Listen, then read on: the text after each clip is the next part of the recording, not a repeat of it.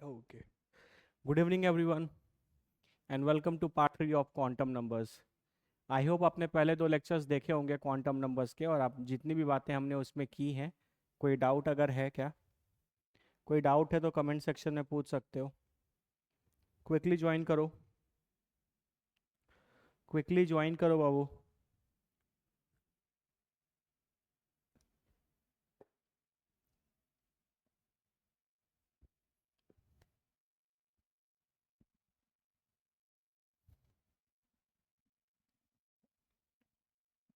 Okay, चलो। तो आज हम लोग अपना पार्ट 3 स्टार्ट करेंगे, है ना। तो पहले क्लासेस में हमने बेसिकली अलग अलग टाइप के क्वांटम नंबर्स के बारे में पढ़ा था, और पिछले बार हमने मेनली पढ़ा था अलग अलग टाइप के इलेक्ट्रॉन फिलिंग के जो रूल्स थे, है ना। जैसे Huns rule, Pauli's exclusion principle, Aufbau principle, है ना। और उसके बाद फिर हमने इलेक्ट्रॉनिक कॉन्फ़िगरेशन लिखना सीखा था। फिर मैंने आपको क्रोमियम और कॉपर वाली कहानी बताई थी कि वहाँ पर क्यों नॉर्मल से थोड़ा डिफरेंट इलेक्ट्रॉनिक कॉन्फ़िगरेशन था। तो ये सारी चीज़ें हमने ऑलरेडी डिटेल में कवर कर चुकी है, और मैंने लास्ट में आपको एक्सचेंज एनर्जी का कॉन्सेप्ट पढ़ाया था। जहाँ तक मुझे याद है यही हमारा सिनेरियो था। करेक्ट। चलो, तो आज उसके आगे पढ़ेंगे। कुछ इंपॉर्टेंट चीज़ें हैं क्वांटम नंबर्स में, उसको करेंगे, और फिर आज ढेर सारे पीवाईक्यूज भी करेंगे, है ना। दो तीन क्लास से जो हम लोग पढ़ रहे हैं, है ना, दो तीन क्लासेस से जो हम लोग पढ़ रहे हैं उस पर हम लोग ढेर सारे पीवाईक्यूज करेंगे। आप देखना कि जो कॉन्सेप्ट हमने पढ़ा है उसी से आपके सारे क्वेश्चंस बन जाएंगे, चाहे वो मेंस के हों या फिर एडवांस के हों। ठीक है, लेट्स स्टार्ट।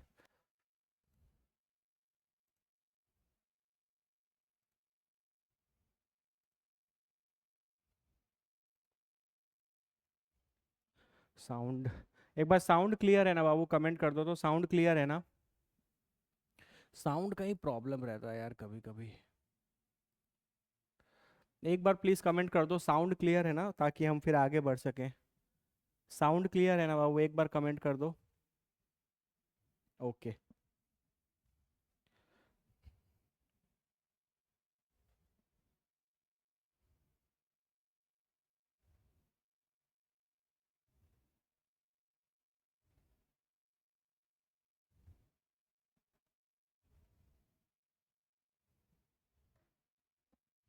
ओके।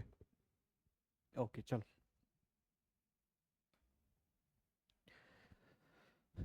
आओ, तो आज हम लोग सबसे पहला जो टॉपिक पढ़ेंगे अपना, वो हम लोग पढ़ेंगे इलेक्ट्रॉन का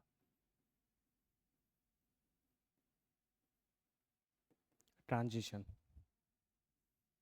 बहुत इंपॉर्टेंट कॉन्सेप्ट है, इसको थोड़ा समझेंगे, है ना। इलेक्ट्रॉन का ट्रांजिशन, है ना। ट्रांजिशन मतलब किसी चीज़ का ट्रांजिशन का मतलब होता है एक जगह से दूसरे जगह जाना, ट्रांजिट करना मतलब मूव करना, इलेक्ट्रॉन का एक जगह से दूसरे जगह जाना। तो इलेक्ट्रॉन कहाँ से कहाँ जाएगा, है ना। तो इलेक्ट्रॉन का जो ट्रांजिशन होता है वो हो सकता है लोअर एनर्जी से हायर एनर्जी की तरफ, या उल्टा भी हो सकता है हायर एनर्जी से लोअर एनर्जी की तरफ, है ना। तो ये दोनों तरीके के जो ट्रांजिशंस हैं वो पॉसिबल हैं इन केस ऑफ इलेक्ट्रॉन्स। ठीक है। इन दोनों तरीके के जो ट्रांजिशंस हैं वो पॉसिबल हैं इन केस ऑफ इलेक्ट्रॉन्स, है ना। इलेक्ट्रॉन्स जो है वो लोअर एनर्जी से हायर एनर्जी में भी जा सकता है, और हायर एनर्जी से लोअर एनर्जी में भी जा सकता है। ठीक है, आ जाओ।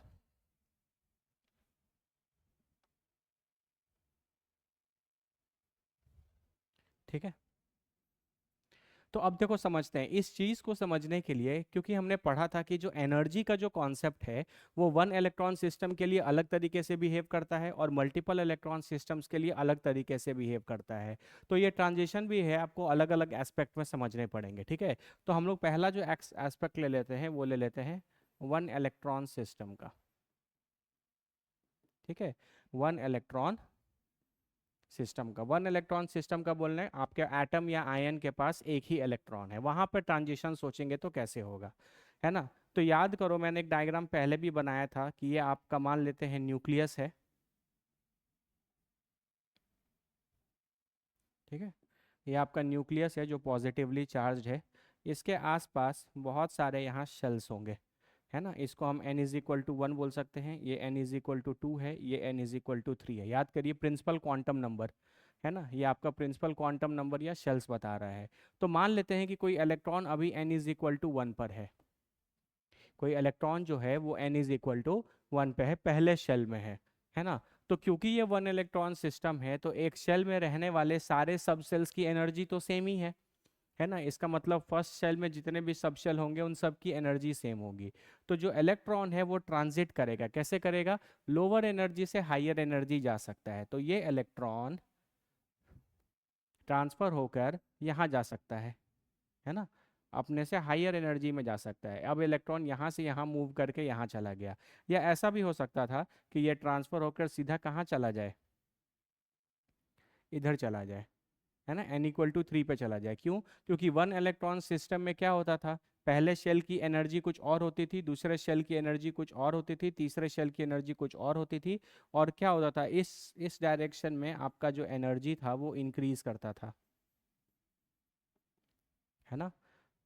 इस डायरेक्शन में आपका एनर्जी जो है वो इंक्रीज करता था, है ना। पहले शेल की एनर्जी कम थी, उससे ज़्यादा सेकेंड शेल की एनर्जी, उससे ज़्यादा थर्ड शेल की एनर्जी। तो इलेक्ट्रॉन का जो है ना वो ट्रांजिशन हो सकता है, इलेक्ट्रॉन एक एनर्जी लेवल से दूसरे एनर्जी अपने से हायर एनर्जी लेवल में जा सकता है ना। n=1 से n=2 में भी जा सकता है, n=1 से डायरेक्टली n=3 में भी जा सकता है ना। तो इस तरीके के ट्रांजिशन को हम लोग बोलते हैं lower energy to higher energy electron transition, lower energy to higher energy electron transition, है ना। जैसे इस चीज़ को समझते हैं थोड़ा, इसको हम इस डायग्राम से भी बना सकते हैं, ठीक है। जैसे मैंने यहाँ पे मैंने एक लाइन खींचा, तो हम मान लेते हैं ये मेरा लाइन हो गया n=1 और ये मेरा लाइन हो गया n=2। ये मेरा एक शेल को या ऑर्बिट को, या मैंने आपको बताया था इसी को आप क्या बोलते हो, एनर्जी लेवल बोलते हो। तो ये आपका एनर्जी लेवल 1 है, ठीक है, और ये आपका एनर्जी लेवल 2 है। इस तरीके से भी रिप्रेजेंट किया जा सकता है, ये एक सिंबॉलिक रिप्रेजेंटेशन है कि आप हॉरिजॉन्टल लाइन से भी एनर्जी लेवल को रिप्रेजेंट कर सकते हैं, ठीक है। तो मान लेते हैं कि आपके पास कोई इलेक्ट्रॉन जो है वो यहाँ पर प्रेजेंट है, ये आपका एक इलेक्ट्रॉन है जो n=1 पे प्रेजेंट है। तो ये इलेक्ट्रॉन यहाँ से छलांग मार के ऊपर भी जा सकता है। ऊपर जाने का मतलब ये अपने से हायर एनर्जी पर जा रहा है, तो ये यहाँ से छलांग मार के इधर भी जा सकता है। तो इस ट्रांजिशन को आप बोलोगे कि इलेक्ट्रॉन लोअर एनर्जी से किधर चला गया, हायर एनर्जी में चला गया, ठीक है। n=1 से n=2 में चला गया, ठीक है।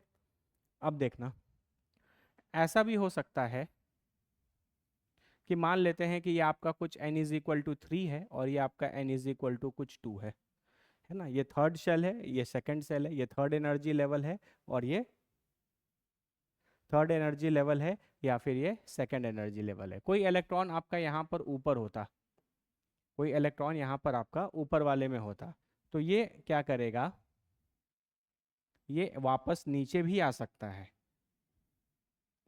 तो ये इलेक्ट्रॉन जो है वो ऊपर से नीचे भी आ सकता है ना। तो इस तरीके के ट्रांजिशन को आप बोलोगे higher energy to lower energy electron transition,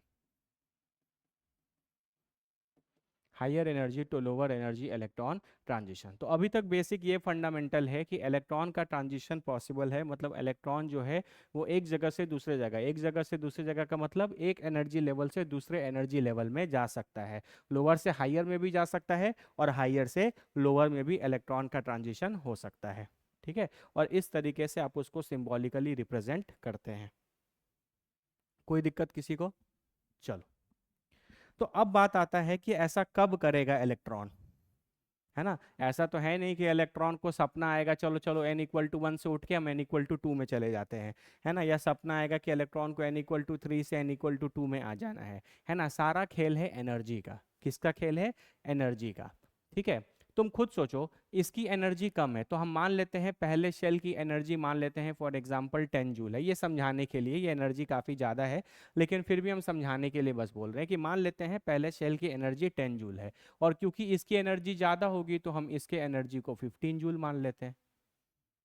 तो अगर कोई इलेक्ट्रॉन n=1 में है, पहले शेल में है, तो उसके पास कितनी एनर्जी होगी? 10 जूल एनर्जी होगी। और अगर वो ऊपर जाना चाहता है और अगर इलेक्ट्रॉन यहाँ पर पहुंच जाए तब उसके पास कितनी एनर्जी होगी? 15 जूल की। पहले शेल की एनर्जी 10 जूल है, तो उसमें रहने वाले इलेक्ट्रॉन की भी एनर्जी उतनी होगी। तो अगर इलेक्ट्रॉन n=1 में है तो उसकी एनर्जी 10 जूल होगी। अगर इलेक्ट्रॉन ऊपर जाना चाहता है, यहाँ पर अगर पहुंच जाता है, तब वो सेकंड शेल में रहने लगेगा और वहां पर उसकी एनर्जी कितनी हो जाएगी? 15। तो आखिर ये 10 से 15 कैसे होगा? आपने कौन से पढ़ा होगा, बचपन से आप पढ़ते आ रहे होंगे, conservation of energy. Energy can neither be created nor be destroyed. Energy create नहीं कर सकते आप, है ना। इसका मतलब अगर इसकी एनर्जी 10 है और ये ऊपर जाकर अपनी एनर्जी को 15 करना चाहता है, इसका मतलब कितना एनर्जी इसको और एक्स्ट्रा चाहिए? इस इलेक्ट्रॉन को और कितना, यहाँ पे तो इसके पास 10 है, ऊपर जाने के लिए 15 चाहिए, टोटल 15 चाहिए। तो कितना एनर्जी इसको एक्स्ट्रा चाहिए ऊपर जाने के लिए? 5 जूल, है ना। कितना एक्स्ट्रा एनर्जी इसको चाहिए? कितना एनर्जी इसको बाबू एक्स्ट्रा चाहिए, बोलो? 5 जूल एनर्जी इसको, 5 जूल एनर्जी इसको एक्स्ट्रा चाहिए, है ना। इसका मतलब यहाँ पर जो इलेक्ट्रॉन पड़ा हुआ है, अगर तुम इसको किसी भी तरीके से 5 जूल एक्स्ट्रा एनर्जी दे दोगे तो ये इलेक्ट्रॉन फट से जंप मार के ऊपर चला जाएगा।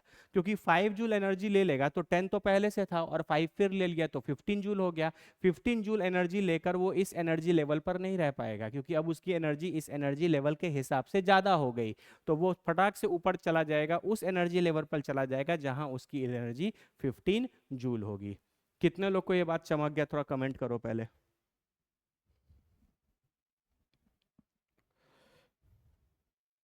कितने लोगों को ये बात चमक गया? पहले थोड़ा कमेंट करिए फटाफट।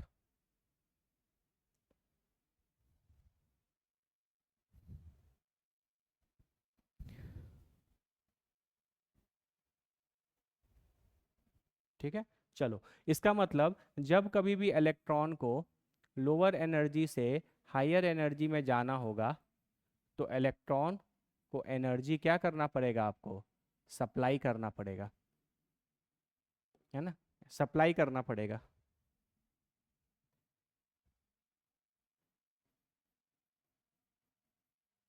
इलेक्ट्रॉन को जो एनर्जी है सप्लाई करना पड़ेगा। इस इलेक्ट्रॉन को जो नीचे वाले एनर्जी, जो लोअर एनर्जी लेवल पर था, उसको आपको एनर्जी देना पड़ेगा, तब इलेक्ट्रॉन यहाँ से जंप करके ऊपर जाएगा। अच्छा, कितना एनर्जी देना पड़ेगा, है ना? कितना एनर्जी देना पड़ेगा? कितना एनर्जी इनपुट देना पड़ेगा? एनर्जी इनपुट जो है वो किसके बराबर होगा? देखो, यहाँ पे 10 जूल था, तुमको कितना कहाँ पर पहुंचाना था? 15 जूल वाले पर। इसका मतलब हमेशा तुमको एनर्जी जो है वो इन दो एनर्जी लेवल के डिफरेंस के बराबर देना पड़ेगा।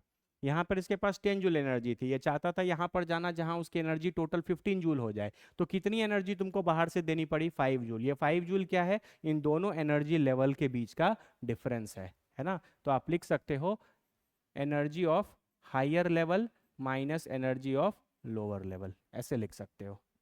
कितना तुमको एनर्जी हमेशा इनपुट देना पड़ेगा? ऊपर वाले लेवल का तो एनर्जी ज़्यादा रहेगा, ऊपर वाले में से नीचे वाले एनर्जी लेवल का एनर्जी घटा देंगे, जितना आएगा उतना आपको एनर्जी देना पड़ेगा। किसको? इस इलेक्ट्रॉन को। तब ये इलेक्ट्रॉन नीचे से जंप मार के किधर जाएगा? ऊपर जाएगा। क्लियर है?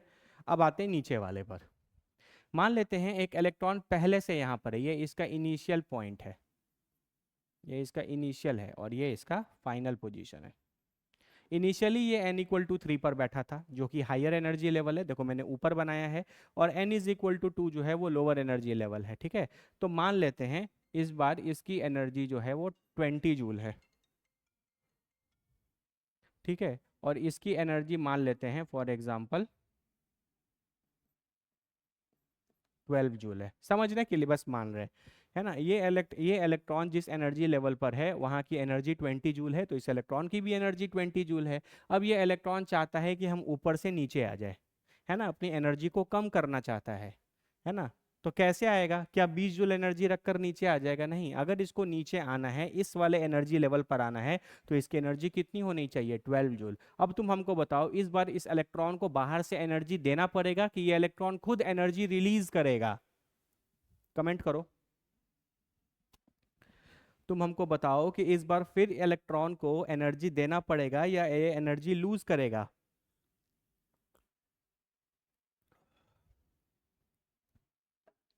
वेरी गुड, रिलीज करेगा। तुम्हारे पास 20 रुपए थे और तुम चाहते हो कि तुम्हारे पास 12 रुपए हो जाए, तो तुमको 8 रुपए खर्च ही करने पड़ेंगे ना यार। Very good. यानी इस बार ये जो इलेक्ट्रॉन है ये एनर्जी रिलीज करेगा। इलेक्ट्रॉन क्या करेगा? एनर्जी रिलीज करेगा। ठीक है, तो जब भी इलेक्ट्रॉन का ट्रांजिशन हायर एनर्जी लेवल से लोअर एनर्जी लेवल पे होगा, तो यहाँ पर आपको इलेक्ट्रॉन जो है वो एनर्जी रिलीज करेगा। इलेक्ट्रॉन जो है वो एनर्जी हमेशा क्या करेगा? रिलीज करेगा। और कितना एनर्जी रिलीज करना पड़ेगा?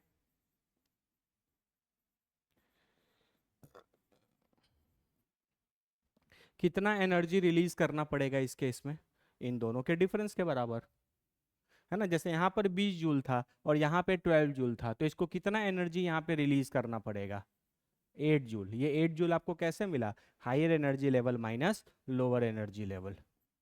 तो हायर एनर्जी, ऐसा लिख लो, energy of higher level minus energy of lower level, है ना। ये लोअर लेवल की एनर्जी है और ये हायर लेवल की एनर्जी है।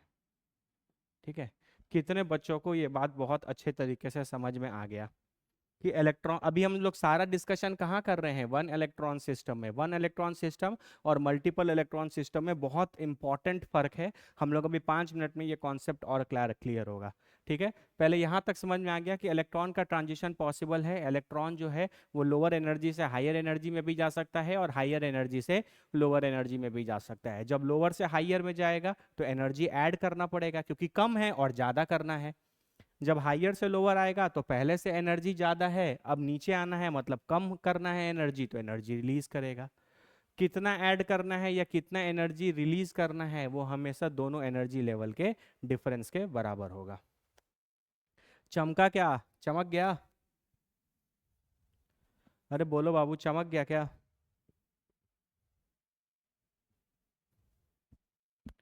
चमक गया तो बोलो जल्दी, फिर आगे बढ़ेंगे।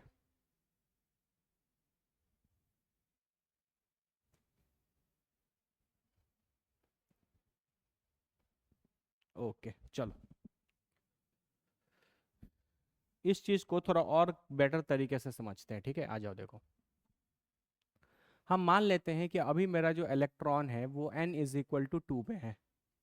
ठीक है, अगर ये n इज इक्वल टू 2 में है तो इसके अंदर 2s भी होगा और 2p भी होगा। और वो जाना चाहता है n इज इक्वल टू 3 में, जहां पर उसके पास 3s भी होगा, 3p भी होगा और 3d भी होगा।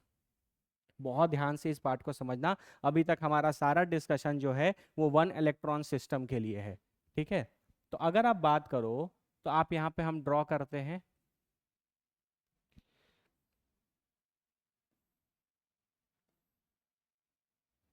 बहुत ध्यान से बाबू इस चीज को समझना। ठीक है,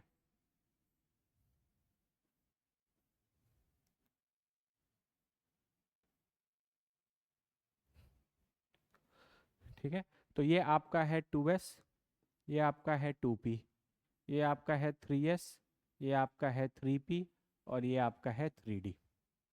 ठीक है, मेरी बात ध्यान से समझना।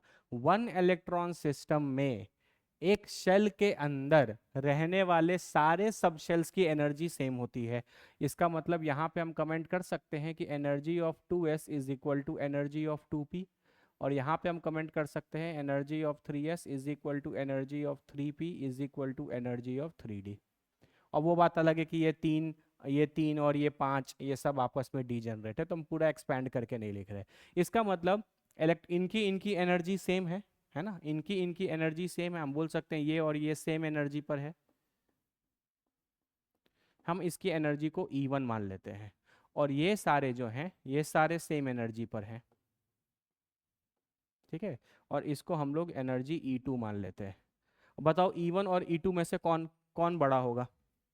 E1 और E2 में से किसकी एनर्जी ज़्यादा होगी? E1 और E2 में से किसकी एनर्जी ज़्यादा होगी? वेरी गुड, E2 की एनर्जी ज़्यादा होगी, है ना। E2 की जो एनर्जी है वो ज़्यादा है, क्योंकि ये n इक्वल टू 3 है, पहला क्लास। n=3, न्यूक्लियस से दूर है, फोर्स ऑफ अट्रैक्शन कम होगा, एनर्जी बढ़ेगी, स्टेबिलिटी घटेगा। वेरी गुड, इसकी एनर्जी ज़्यादा होगी। अब आप ट्रांजिशन कराना चाहते हो, मेरी बात ध्यान से सुनना, ट्रांजिशन कराना चाहते हो तो मान लेते हैं कि कोई इलेक्ट्रॉन 2s में है, तो इसके लिए हायर एनर्जी क्या होगा? इसके लिए हायर एनर्जी क्या होगा? क्या 2s के लिए हायर एनर्जी 2p होगा? नहीं, क्योंकि इन सब की एनर्जी सेम है। इसके लिए हायर का मतलब सीधा n चेंज करना पड़ेगा। ये आपका n=2 है और ये आपका n=3 है। 1 इलेक्ट्रॉन सिस्टम है तो इन सब की एनर्जी तो सेम ही है। अगर ये इस इलेक्ट्रॉन को जंप मार के किसी हायर एनर्जी में जाना है तो क्या वो 2s से 2p में जाएगा? नहीं जाएगा। क्यों? क्योंकि 2s और 2p की एनर्जी तो सेम है। तो इसके लिए हायर एनर्जी का मतलब है कि वो सीधा n=2 से जंप मार के n=3 में जाएगा। इसका मतलब ये इलेक्ट्रॉन जो है वो सीधा जंप मार के यहाँ जाएगा। अब यहाँ पर कहीं पर भी जा सकता है, 2s से 3s में जाए, 2s से 3px में चला जाए, 2s से 3pz में चला जाए, 2s से 3dx² - y² या 3dz², इन 9 डब्बों में से किसी भी डब्बे में चला जाएगा। इन 9 डब्बों में से किसी भी डब्बे में चला जाएगा तो उसको एनर्जी बराबर ही लगेगी। क्यों? क्योंकि इन सब की एनर्जी सेम है। देखो हम बताते हैं, यहाँ पे देखो, ये n मान लेते हैं, चलो हम यहाँ पर अलग से बना लेते हैं तो तुमको थोड़ा और क्लैरिटी मिलेगा। इसी तरीके का डायग्राम अगर हम यहाँ पर सोचें, ये n=2 है और ये n=3 है, तो ये एनर्जी जो लेवल है वही 2s की है और वही 2p की है। यहाँ पे यही 3s की है, यही 3p की है और यही 3d की है। सबकी एनर्जी सेम है। तो कोई इलेक्ट्रॉन अगर यहाँ पे है और वो जंप मारना चाहता है, कोई जंप मारना चाहता है तो यहाँ से जंप मार के वो इस जगह जाएगा। ठीक है, इस जगह जाएगा तो जाहिर सी बात है लोअर से हायर, तो आपको यहाँ पर एनर्जी क्या करना पड़ेगा? इनपुट करना पड़ेगा, ऐड करना पड़ेगा या इनपुट करना पड़ेगा। तो हम यही समझाने की कोशिश कर रहे हैं कि इलेक्ट्रॉन 2s में रहे या 2p में रहे, अगर उसको हायर एनर्जी पे जंप मारना है तो 2s में रहे या 2p में रहे उसकी एनर्जी तो सेम ही रहेगी, क्योंकि ये सब डीजेनरेट हैं।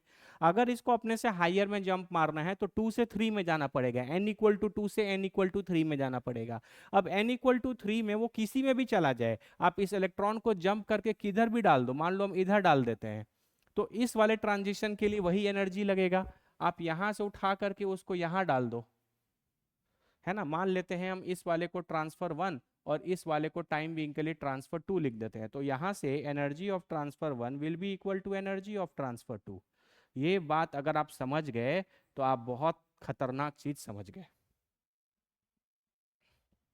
क्योंकि इन सब की एनर्जी सेम है। मान लो इसकी एनर्जी 10 थी तो इन चारों की एनर्जी 10 ही है, और इसकी एनर्जी मान लेते हैं 15 है तो इन 9 की एनर्जी 15 है। तो 10 से 15 आना है, इस डब्बे से इस डब्बे में आ जाए या इस डब्बे से 9 में से किसी भी एक डब्बे में इलेक्ट्रॉन को गिरा दे, आपको एनर्जी तो उतना ही ऐड करना पड़ेगा, क्योंकि यहाँ और यहाँ इन तीनों की एनर्जी सेम है और इन दोनों की एनर्जी सेम है। तो आपको T1 ट्रांसफर करने के लिए या T2 ट्रांसफर करने के लिए आपको एनर्जी बराबर बाहर से ऐड करना पड़ेगा। कितने लोग समझ गए? कमेंट करिए।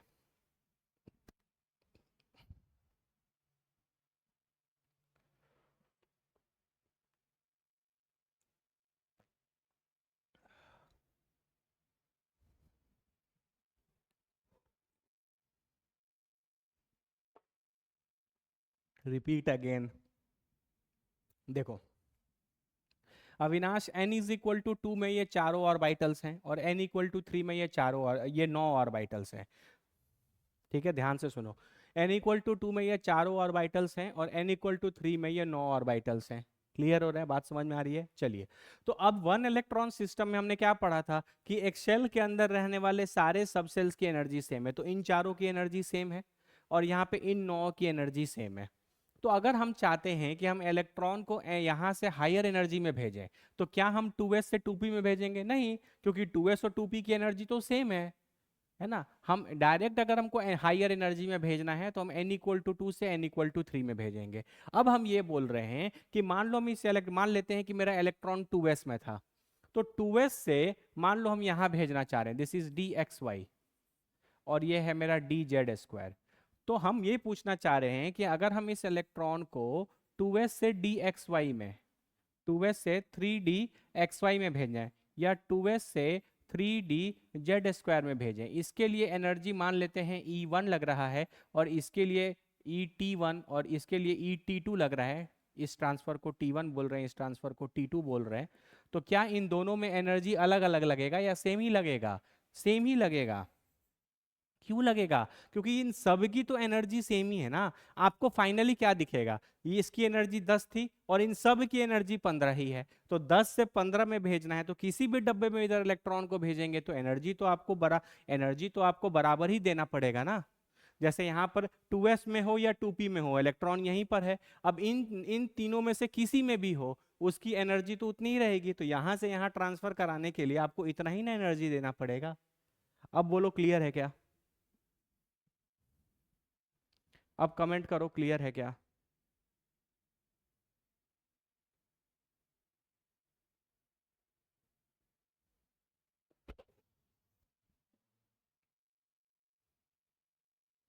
चलो, वेरी गुड। मान लो हम तुमसे एक ट्रांसफर T3 पूछते हैं, ठीक है। T3 मान लेते हैं कि इलेक्ट्रॉन जो है वो मेरा 2px में है, और वो 2px से जाना चाहता है 3s में, ठीक है। इस ट्रांसफर को मैंने T3 नाम दिया, और इसके करस्पॉन्डिंगली एनर्जी T3 है। बताओ इस बार एनर्जी अलग लगेगा या उतना ही लगेगा जितना ET1 और ET2 में लग रहा था? एक बार कमेंट करो, तब हम समझेंगे कि तुम समझे या नहीं। ये हम T3 ट्रांसफर की बात कर रहे हैं। इधर मेरा इलेक्ट्रॉन 2px में है, मान लो ये येलो वाला ग्रीन वाला इलेक्ट्रॉन 2px में, और यहाँ से हम यहाँ पहुँचाना चाहते हैं 3s। हम इस ट्रांसफर की बात कर रहे हैं, T3 ट्रांसफर की। बताओ इस बार एनर्जी सेम लगेगा या डिफरेंट लगेगा? Same, same, very good. तो इस बार आप यहाँ कमेंट कर सकते हो कि energy for transfer T1 will be equal to energy of transfer T2 will be equal to energy of transfer T3। Very important, very good. ठीक है, तो वन इलेक्ट्रॉन सिस्टम समझ गए। इसका मतलब आप एक चीज और देखो, अगर वन इलेक्ट्रॉन सिस्टम है और अगर आपको लोअर से हायर में जाना है या हायर से लोअर में आना है, तो आपको अपना प्रिंसिपल क्वांटम नंबर ही चेंज करना पड़ेगा। आपको अपना प्रिंसिपल क्वांटम नंबर ही चेंज करना पड़ेगा, क्योंकि n=1 या n=1 के अंदर सारे सब सेल्स की एनर्जी तो सेम ही होगी, तो उसके अंदर s से p में जाना, p से d में जाना, इस पे तो कोई फर्क नहीं पड़ेगा, है ना। समझ रहे हो? है ना। जैसे n=2 में है, वन इलेक्ट्रॉन सिस्टम है, तो 2 के अंदर जितने भी ये सब सेल्स या ऑर्बिटल्स हैं, उन सब की एनर्जी तो सेम है, तो अपने अंदर में ट्रांसफर करते रहेंगे, तो लोअर से हायर नहीं जाएंगे। तो एक इलेक्ट्रॉन सिस्टम में अगर आपको हायर से लोअर या लोअर से हायर जाना है, तो आपको अपना प्रिंसिपल क्वांटम नंबर ही चेंज करना पड़ेगा। तो हम इसको कमेंट कर सकते हैं कि for one electron system, if we want to, ठीक है, for one electron system, if we want to go to another energy level, we will have to change the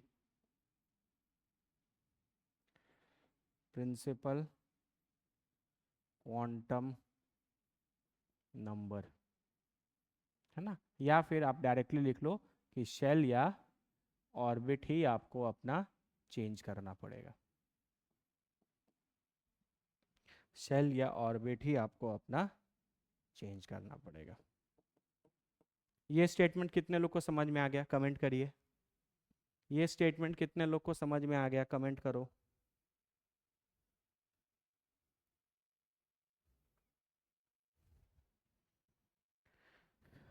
okay, very good. ठीक, ठीक है, ठीक, ठीक। चलो, अब चलते हैं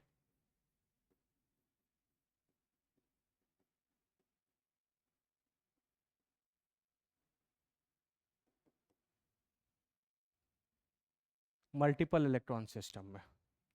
मल्टीपल इलेक्ट्रॉन सिस्टम में कैसे इलेक्ट्रॉन का ट्रांजिशन होगा? यहाँ पे भी आपको इलेक्ट्रॉन का ट्रांजिशन होगा। कैसे कैसे होगा भाई?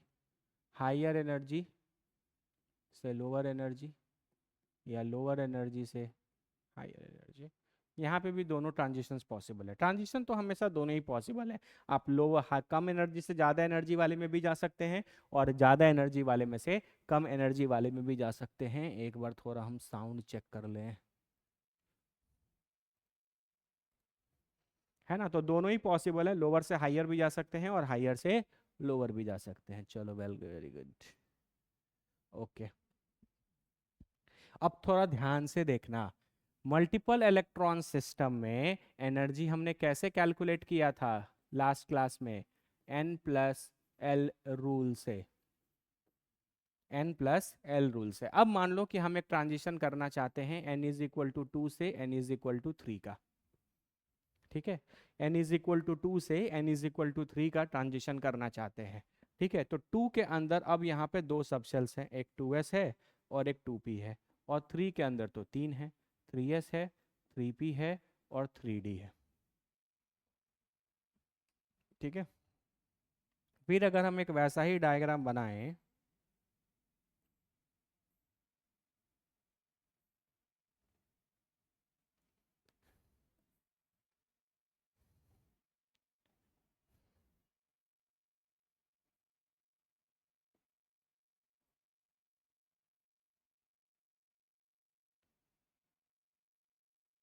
ठीक है, ये है 2s, ये है 2p, ये है 3s, ये है 3p और ये है 3d। अब मान लेते हैं कि मेरा इलेक्ट्रॉन 2s में है। क्या इस बार 2s और 2p की एनर्जी सेम है? क्या इस बार 2s और 2p की एनर्जी सेम है? 2s और 2p की एनर्जी सेम है इस बार? नहीं सेम है ना, क्योंकि इसका N+L का वो तो आपको याद होगा, मैंने आपको बताया था, 1s होता है, फिर 2s होता है, फिर 2p होता है, फिर 3s होता है, फिर 3p होता है, उसके बाद 4s होता है और फिर 3d होता है। ये मैंने आपको बताया था, 1s2 2s2 2p6 3s2 3p6 4s2 3d10, इस तरीके से आप लिखते हैं, है ना। एनर्जी, एनर्जी ऐसे बढ़ती है।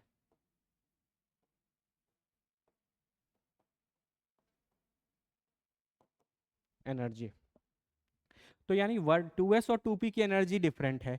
तो इस बार ये इलेक्ट्रॉन अगर लोअर से हायर में जाना चाहता है तो पहले ये 2s से 2p में जाएगा। तो इस बार इसको शेल चेंज करने की जरूरत है क्या? नहीं, क्योंकि इस बार n=2 के अंदर ही ऐसे सबशेल्स मौजूद हैं जिनकी एनर्जी ज्यादा है। तो ये पहले बार एक्साइट हुआ है ना, ये इसको बोलते हैं फर्स्ट एक्साइटेशन। क्या बोलेंगे? First excitation. फर्स्ट एक्साइटेशन बोलने का मतलब कि पहली बार अपने से जस्ट जिसकी एनर्जी ज्यादा थी ये उसमें गया, ठीक है। अब मान लो कि कोई 2p में आ गया, मान ले ये इलेक्ट्रॉन यहाँ आ गया, अब ये यहाँ से इन तीनों में तो किसी में भी जा सकता है, ये भी सीख लो। ये इलेक्ट्रॉन जो अभी 2s में है यहाँ से उठ के 2px में भेजिए, 2py में भेजिए या 2pz में भेजिए, इन तीनों की एनर्जी सेम होगी, क्योंकि ये तीनों आपस में हमेशा ही डीजेनरेट होते हैं।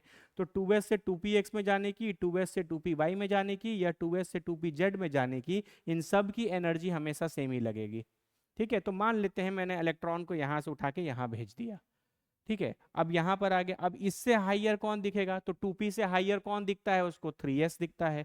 तो ये हो गया इसका अलग ट्रांजिशन, है ना। तो ये हो गया फर्स्ट एक्साइटेशन, आप इसको बोल सकते हो कि ये हो गया आपका सेकंड एक्साइटेशन, है ना। मतलब अपने से जस्ट आगे वाले में जा रहे हैं, अपने से जस्ट हाइयर जो एनर्जी है उसमें जा रहे हैं, है ना। तो आप यहाँ पर आ गए, ये इलेक्ट्रॉन आपका इस तरफ आ गया। अब जब इलेक्ट्रॉन आपका 3s में आ गया तो क्या 3s और 3p की एनर्जी इस बार सेम है? नहीं, 3s और 3p की एनर्जी भी सेम नहीं है, तो ये इससे हाइयर एनर्जी का है। अब ये इलेक्ट्रॉन यहाँ से 3px में जाए, यहाँ से 3py में जाए या यहाँ से 3pz में जाए, एनर्जी सेम ही देनी पड़ेगी, क्योंकि ये तीनों आपस में बराबर एनर्जी रखते हैं। तो अगला जो ट्रांजिशन आएगा वो यहाँ से यहाँ आएगा। मान लेते हैं कि मैंने 3pz में भर दिया, तो आप इसको बोल सकते हो थर्ड एक्साइटेशन। अरे भाई, मेरी बात वो समझ में आ रही है? अब आपका यहाँ पर इलेक्ट्रॉन आ गया, ठीक है। अब फिर इसको अपने से हाइयर एनर्जी में अगर में जाना है तो क्या 3d की एनर्जी 3p के बराबर है? नहीं, 3p की एनर्जी कम है और 3d की एनर्जी ज्यादा है। तो ये फिर एक बार आगे जंप मार सकता है ना। ये फिर एक बार आगे जंप मार सकता है, अपने से हायर एनर्जी में जा सकता है। तो ये फिर एक बार ट्रांजिशन हो गया lower energy to higher energy का। कितने बच्चों को ये चमक गया, थोड़ा कमेंट करिए।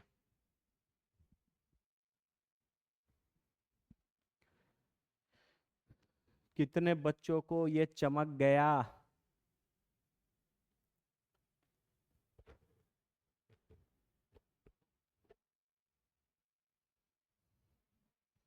है ना, बेसिक सा फंडा है ना, बेसिक सा फंडा। इलेक्ट्रॉन को लोअर एनर्जी से अपने से हायर एनर्जी में जाना है ना। तो मल्टीपल इलेक्ट्रॉन सिस्टम में तो 2s 2p 3s 3p 3d इन सब की एनर्जी डिफरेंट है ना। तो 2s से 2p में चला गया तो भाई लोअर से हायर में चला गया, 2p से 3s में अगर चला गया तो भी लोअर से हायर में चला गया, 3s से 3p में गया तो भी लोअर से हायर में चला गया, 3p से 3d में भी चला जाएगा तो भी लोअर से हायर में चला जाएगा, है ना। तो इस तरीके का ट्रांजिशन पॉसिबल है क्या। अब हम एक तुमसे पूछते हैं, क्या मल्टीपल इलेक्ट्रॉन सिस्टम में अगर एक इलेक्ट्रॉन को लोअर से हायर या हायर से लोअर जाना है तो क्या उसको प्रिंसिपल क्वांटम नंबर को चेंज करने की जरूरत है?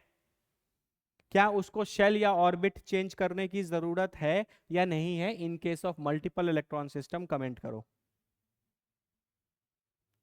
मल्टीपल इलेक्ट्रॉन सिस्टम के अंदर क्या इस इलेक्ट्रॉन को अपना शेल या ऑर्बिट चेंज करने की जरूरत है लोअर से हायर जाने के लिए? नहीं जरूरत है ना। देखो n इक्वल टू 2 के अंदर, ये तो पूरा आपका n इज इक्वल टू 2 ही है, तो n इज इक्वल टू 2 के अंदर ही ये लोअर एनर्जी से हायर एनर्जी में चला गया, है ना। 3 में तो इसको 3 अलग अलग एनर्जी मिल रहे हैं, ये सारा n इज इक्वल टू 3 है, n इक्वल टू 3 के अंदर ही ये लोअर एनर्जी से हायर एनर्जी में चला जा रहा है ना। तो ये बहुत इंपॉर्टेंट फैक्ट है और बहुत अच्छा कॉन्सेप्ट है। इसी कॉन्सेप्ट पे जेई एडवांस में एक क्वेश्चन आया, है ना। जेई एडवांस में क्वेश्चन आया और बच्चे लाइन से लटक गए, एकदम सिली मिस्टेक करके आए पेपर में, ठीक है, लेकिन तुम नहीं करके आओगे। ठीक है, तो याद हमेशा रखना, अगर वन इलेक्ट्रॉन सिस्टम है तो लोअर से हायर, हायर से लोअर आने के लिए आपको प्रिंसिपल क्वांटम नंबर या शेल या ऑर्बिट चेंज करना पड़ेगा, क्योंकि वहां पर एक शेल या सब, एक शेल के अंदर रहने वाले सारे सबसेल्स और ऑर्बिटल्स की एनर्जी सेम होती है ना। लेकिन मल्टीपल इलेक्ट्रॉन सिस्टम में ऐसा नहीं है। मल्टीपल इलेक्ट्रॉन सिस्टम में एनर्जी n+l रूल से निकलता है, पिछले क्लास में आप देख चुके हैं। ठीक है, चलो अब हम चाहते हैं कि तुम वो क्वेश्चन पहले थोड़ा अटेम्प्ट करो जो आया था। ठीक है, I want you to attempt it. ये अच्छा, चलो हम एक और छोटा सा चीज़ तुमको पहले बता देते हैं, उसके बाद तुम आ जाना।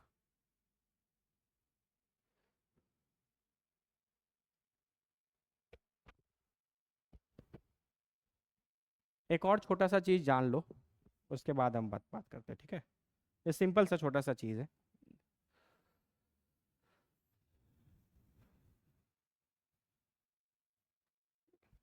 ठीक है, इस तरीके से लिख रहे हैं, है ना। ये मान लो आपका यहाँ न्यूक्लियस है, रिप्रेजेंट करने का तरीका हम आपको बताए थे।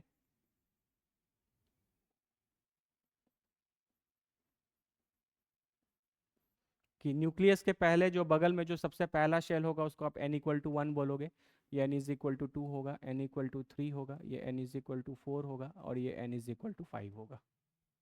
ठीक है, तो ये आप बोल सकते हो ये पहला एनर्जी लेवल, दूसरा एनर्जी लेवल, तीसरा एनर्जी लेवल, चौथा एनर्जी लेवल और पांचवा एनर्जी लेवल। इनके एक और नाम भी हैं जो कई बार क्वेश्चंस में दिए रहते हैं। n=1 को आप हमेशा बोलोगे ground state.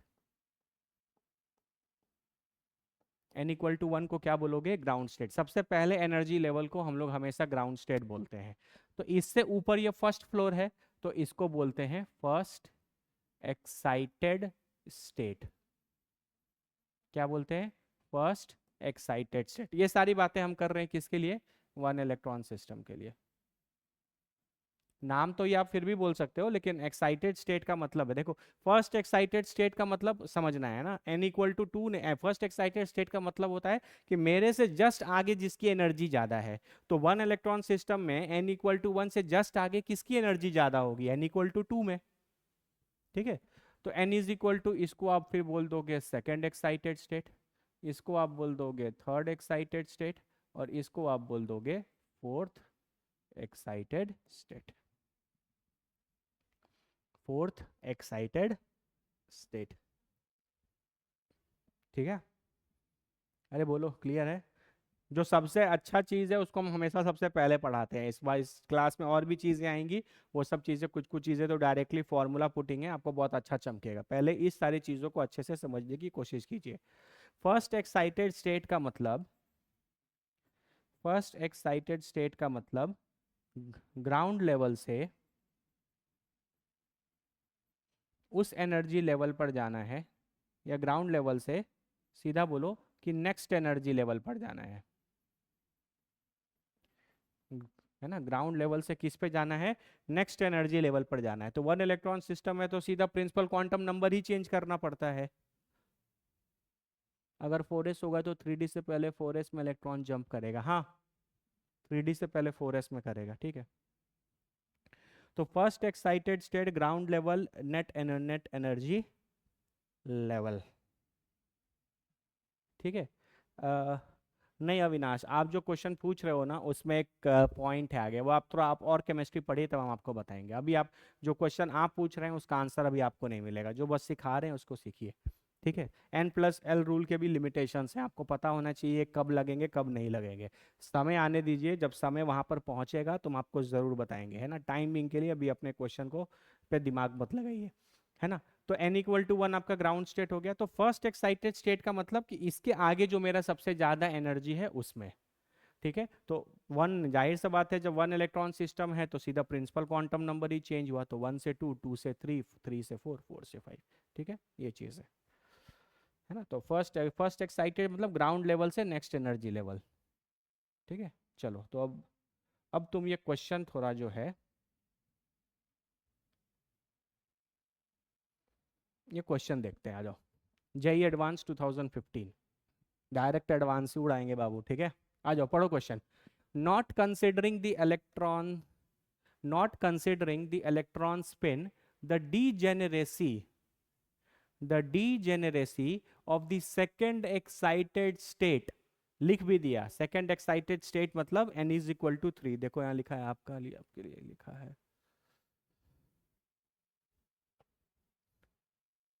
Second excited state का मतलब, सेकेंड एक्साइटेड स्टेट का मतलब n=3, ठीक है। तो उसने लिख भी दिया है लेकिन मैं आपको बता देता हूँ, ये सारे टर्म्स कई बार केमिस्ट्री में अवेलेबल रहेंगे, ठीक है।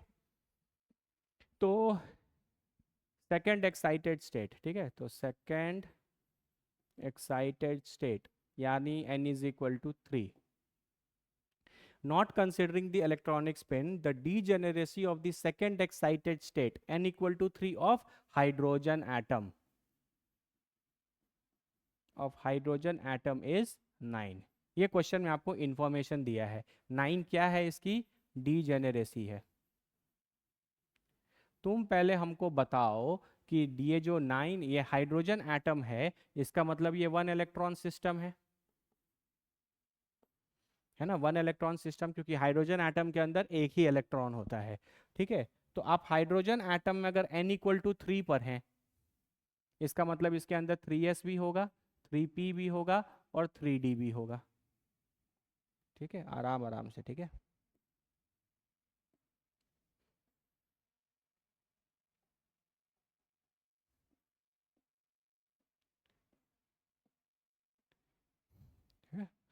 तो this is your 3s, this is your 3p और दिस इज योर 3d। क्योंकि वन इलेक्ट्रॉन सिस्टम है तो energy of 3s will be equal to energy of 3p will be equal to energy of 3d। मतलब इन पांचों की, इन तीनों की और इस एक की, सबकी एनर्जी सेम होगी।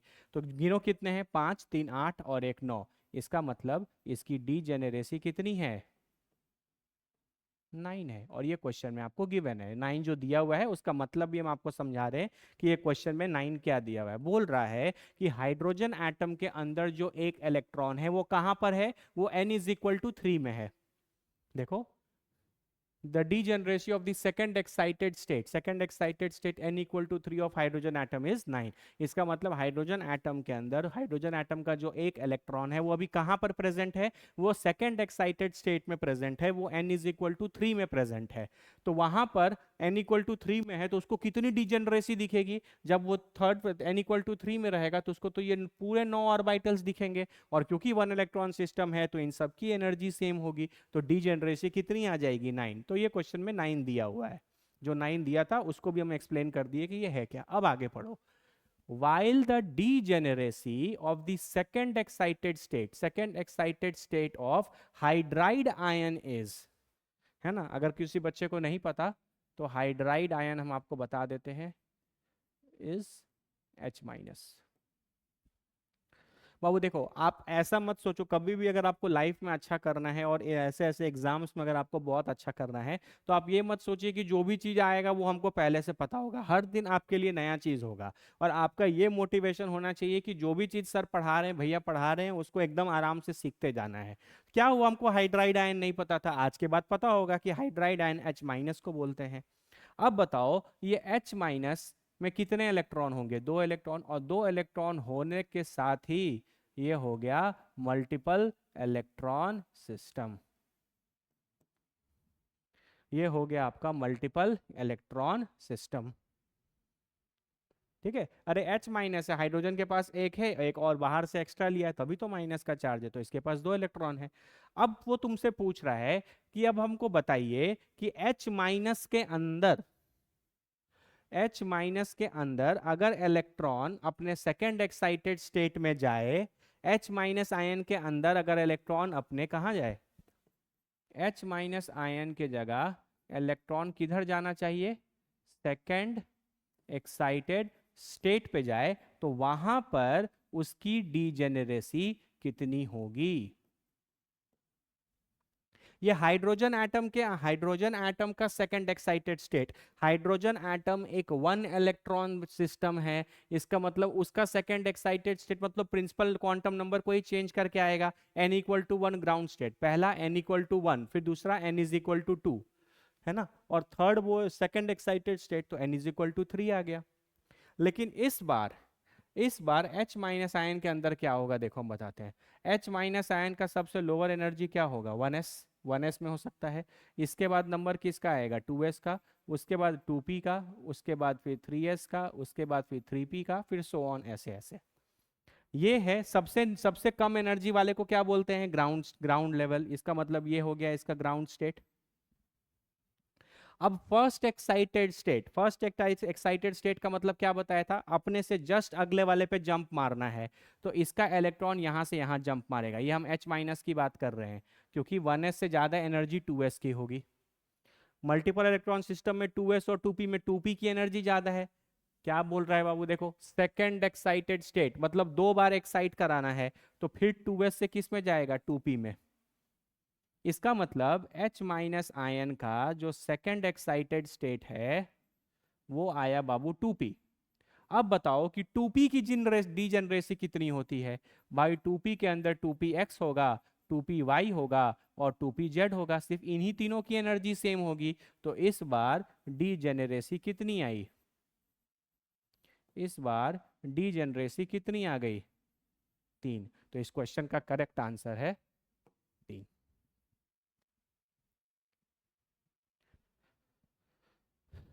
कितने बच्चों को यह क्वेश्चन समझ में आ गया, कमेंट करिए।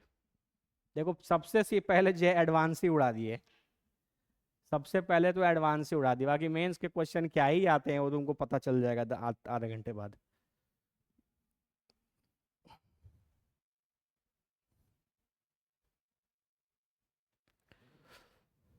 बाबू देखो हम बता रहे हैं बार बार, गलत मत पढ़ो, गलत मत समझो। बच्चे पता है क्या होता है, जैसे ही सुनते हैं ना second excited state, second excited state मतलब सीधा n=3 में पहुंच जाएंगे, जबकि ये मैंने आपको नहीं पढ़ाया है।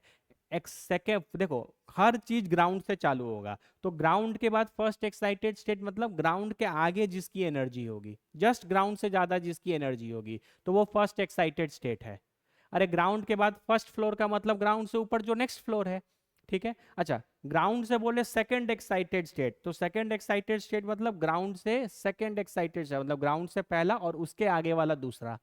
ठीक है, तो वन इलेक्ट्रॉन सिस्टम में देखो क्या होगा, 1 इलेक्ट्रॉन सिस्टम में ये 1s होगा, उसके बाद ये 2s 2p होंगे, उसके बाद ये 3s, ये 3p और ये 3d होगा। तो देखो ये हो गया आपका ग्राउंड लेवल, ये पूरा होगा आपका फर्स्ट एक्साइटेड स्टेट और ये पूरा होगा आपका सेकंड एक्साइटेड स्टेट। क्योंकि इनकी एनर्जी सेम है, इनकी एनर्जी सेम है। तो अगर इलेक्ट्रॉन यहाँ पर है तो ये यहाँ से यहाँ जंप मारेगा तो बोलेंगे फर्स्ट एक्साइटेड स्टेट में गया। यहाँ से यहाँ जंप मारेगा तो बोलेंगे कि सेकंड एक्साइटेड स्टेट में गया। एक्चुअली किस में गया, n=3 में चला गया। ये आपका फर्स्ट एक्साइटेड स्टेट है। ये मतलब होता है एक्साइटेड स्टेट का। इसीलिए जब यहां से 1s की गाड़ी चालू हुई तो 1s से पहला आगे वाला कौन सा है, 2s है, तो ये पहला एक्साइटेड स्टेट हो गया, ये फर्स्ट एक्साइटेड स्टेट।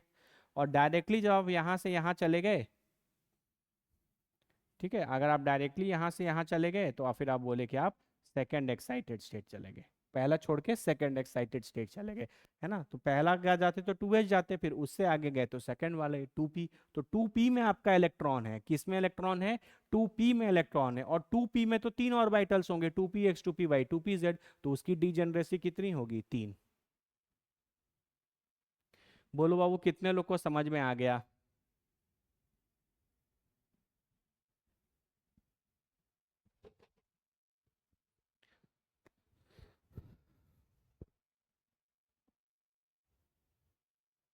बहुत सिंपल सा मतलब है। एक्साइटेड स्टेट का मतलब अपने से जस्ट आगे वाले में जाना, अपने से जस्ट उस ऑर्बिटल में चले जाना, आगे वाले में चले जाना जिसकी एनर्जी क्या होगी, मेरे से ज्यादा होगी। तो पर कोई इलेक्ट्रॉन पहले 1s में होता, दो सेकेंड एक्साइटेड स्टेट मतलब 2 बार एक्साइट कराना है, तो एक बार बेचारा n=1 से n=2 में आएगा, और फिर n=2 से n=3 में आ जाएगा। जैसे ही 3 में जाएगा तो उसको ये 9 ऑर्बिटल दिखेंगे, तो डीजेनरेसी उसकी कितनी होगी, 9। लेकिन जैसे ही आप मल्टीपल इलेक्ट्रॉन सिस्टम में चले जाओगे तो फिर सेकंड एक्साइटेड स्टेट मतलब 2 बार एक्साइट कराएंगे। तो 1s से पहला एक्साइटेड स्टेट 2s, और फिर 2s से अगला एक्साइटेड स्टेट 2p। इसका मतलब इलेक्ट्रॉन 1s से किस में चला गया, 2p में। और 2p में गया तो उसको 3 चीजें दिखी, 2px 2py 2pz। पूछ रहा है कि 2p वाले माहौल में जब वो 2p में गया तो उसको कितनी डिजेनरेसी दिखेगी। तो 2p में घुसेगा तो उसको लगेगा अच्छा 3 कमरे हैं, 2px 2py 2pz, इन तीनों की एनर्जी सेम है, तो उसकी डीजेनरेसी कितनी आएगी, 3। तो ये हो गया आपका डीजेनरेसी 3। अरे बोलो बाबू चमका क्या।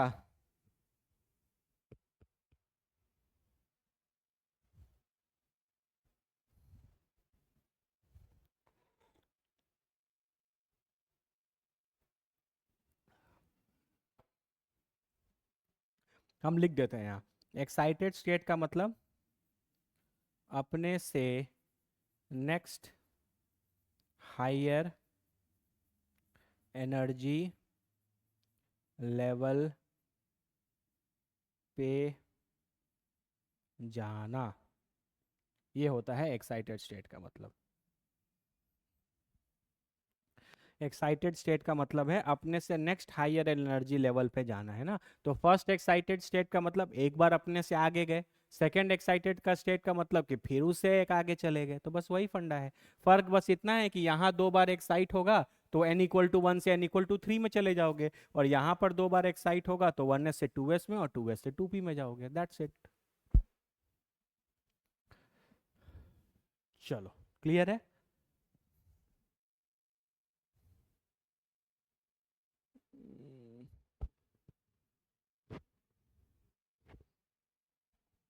ठीक है, तो ये कहानी थी बाबू थोड़ा इलेक्ट्रॉन के ट्रांजिशन की, है ना। थोड़ा अच्छे से इसको 5 मिनट एक बार देख लो कि क्या क्या चीज़ें बताया है मैंने।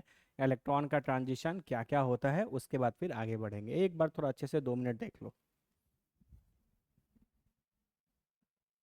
देख लो ये बोर्ड अच्छे से देख लो, आपको इस बोर्ड में कोई प्रॉब्लम है तो पूछो।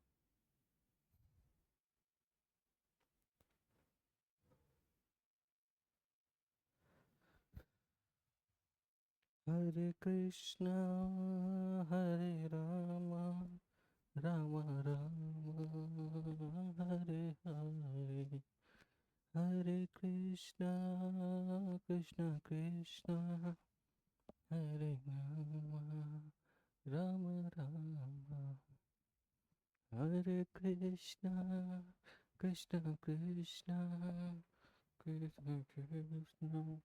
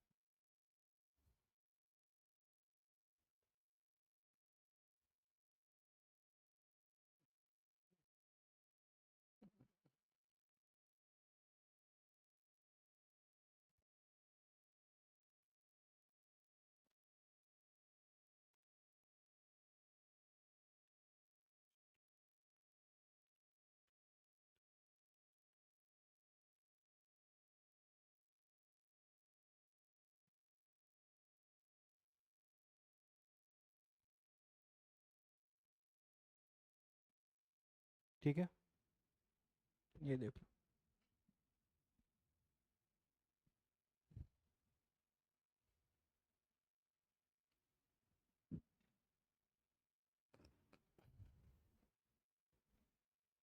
श्रेया सिंह क्या ओनली प्रिंसिपल क्वांटम नंबर क्या?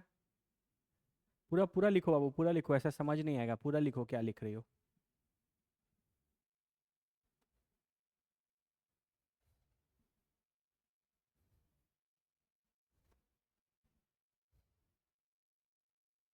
एक इलेक्ट्रॉन सिस्टम में बस प्रिंसिपल पर जंप करेगा, उसके सबशेल पर नहीं। हाँ हाँ हाँ, क्योंकि उसके अंदर तो एनर्जी सेम है ना। देखो, अगर आप बोलते हो ये वन इलेक्ट्रॉन सिस्टम है, तो इनकी इनकी चारों की तो एनर्जी सेम है, तो इलेक्ट्रॉन 2s से 2p पे कैसे जंप करेगा? 2s से 2p पर जाएगा तो क्या वो लोअर एनर्जी से हायर एनर्जी में चला गया है? वो तो सेम ही एनर्जी लेवल पर है। नहीं समझे? जब वो 2 से जंप मार के पूरा 3 में जाएगा तो अभी 9 की एनर्जी सेम है, तो अगर वो 2 से 3 में जंप मारता है तब उसको लगेगा कि हम लोअर एनर्जी से हायर एनर्जी में गए हैं।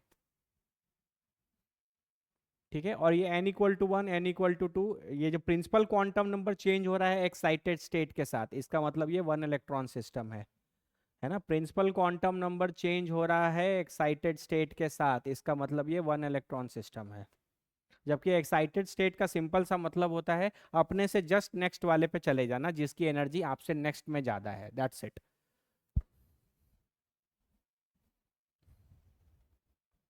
क्लियर है क्या बाबू? चमक गया क्या? एक बार खाली चमक गया लिख दो, फिर हम आगे बढ़ेंगे, अगर आपको ये सारी बातें क्लियर है तो।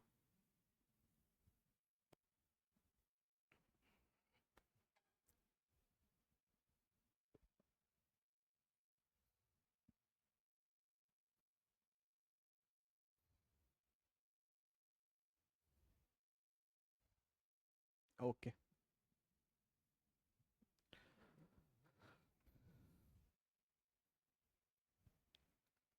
चलो अब एक छोटा सा टॉपिक है, ये कर लेते हैं। Number of electrons in a,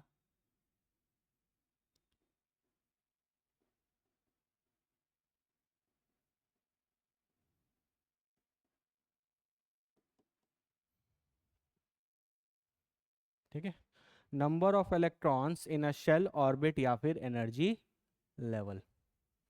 ठीक है, एक शेल ऑर्बिट या एनर्जी लेवल में कितने इलेक्ट्रॉन्स रह सकते हैं? तो बहुत सिंपल सा चीज़ है। मान लेते हैं मेरे पास n=1 है, तो इसके अंदर तो सिर्फ 1s होता है, और s में कितने इलेक्ट्रॉन्स रह सकते हैं? दो। तो ये दो इलेक्ट्रॉन हो गया। n=2 में जाएंगे तो 2s भी दिखेगा, 2p भी दिखेगा। 2s में दो इलेक्ट्रॉन, 2p में 6 इलेक्ट्रॉन, तो टोटल कितने? 8 इलेक्ट्रॉन्स। n=3 में जाएंगे तो 3s भी दिखेगा, 3p भी दिखेगा, 3d भी दिखेगा। 3s में कितने? दो। 3p में कितने? 6। और 3d में कितने? 10। अरे d में कितने कितने डब्बे होते हैं? 5, और हर डब्बे में दो, तो टोटल d में कितने? 10। तो कितना हो गया ये? 10 से 16 2 18।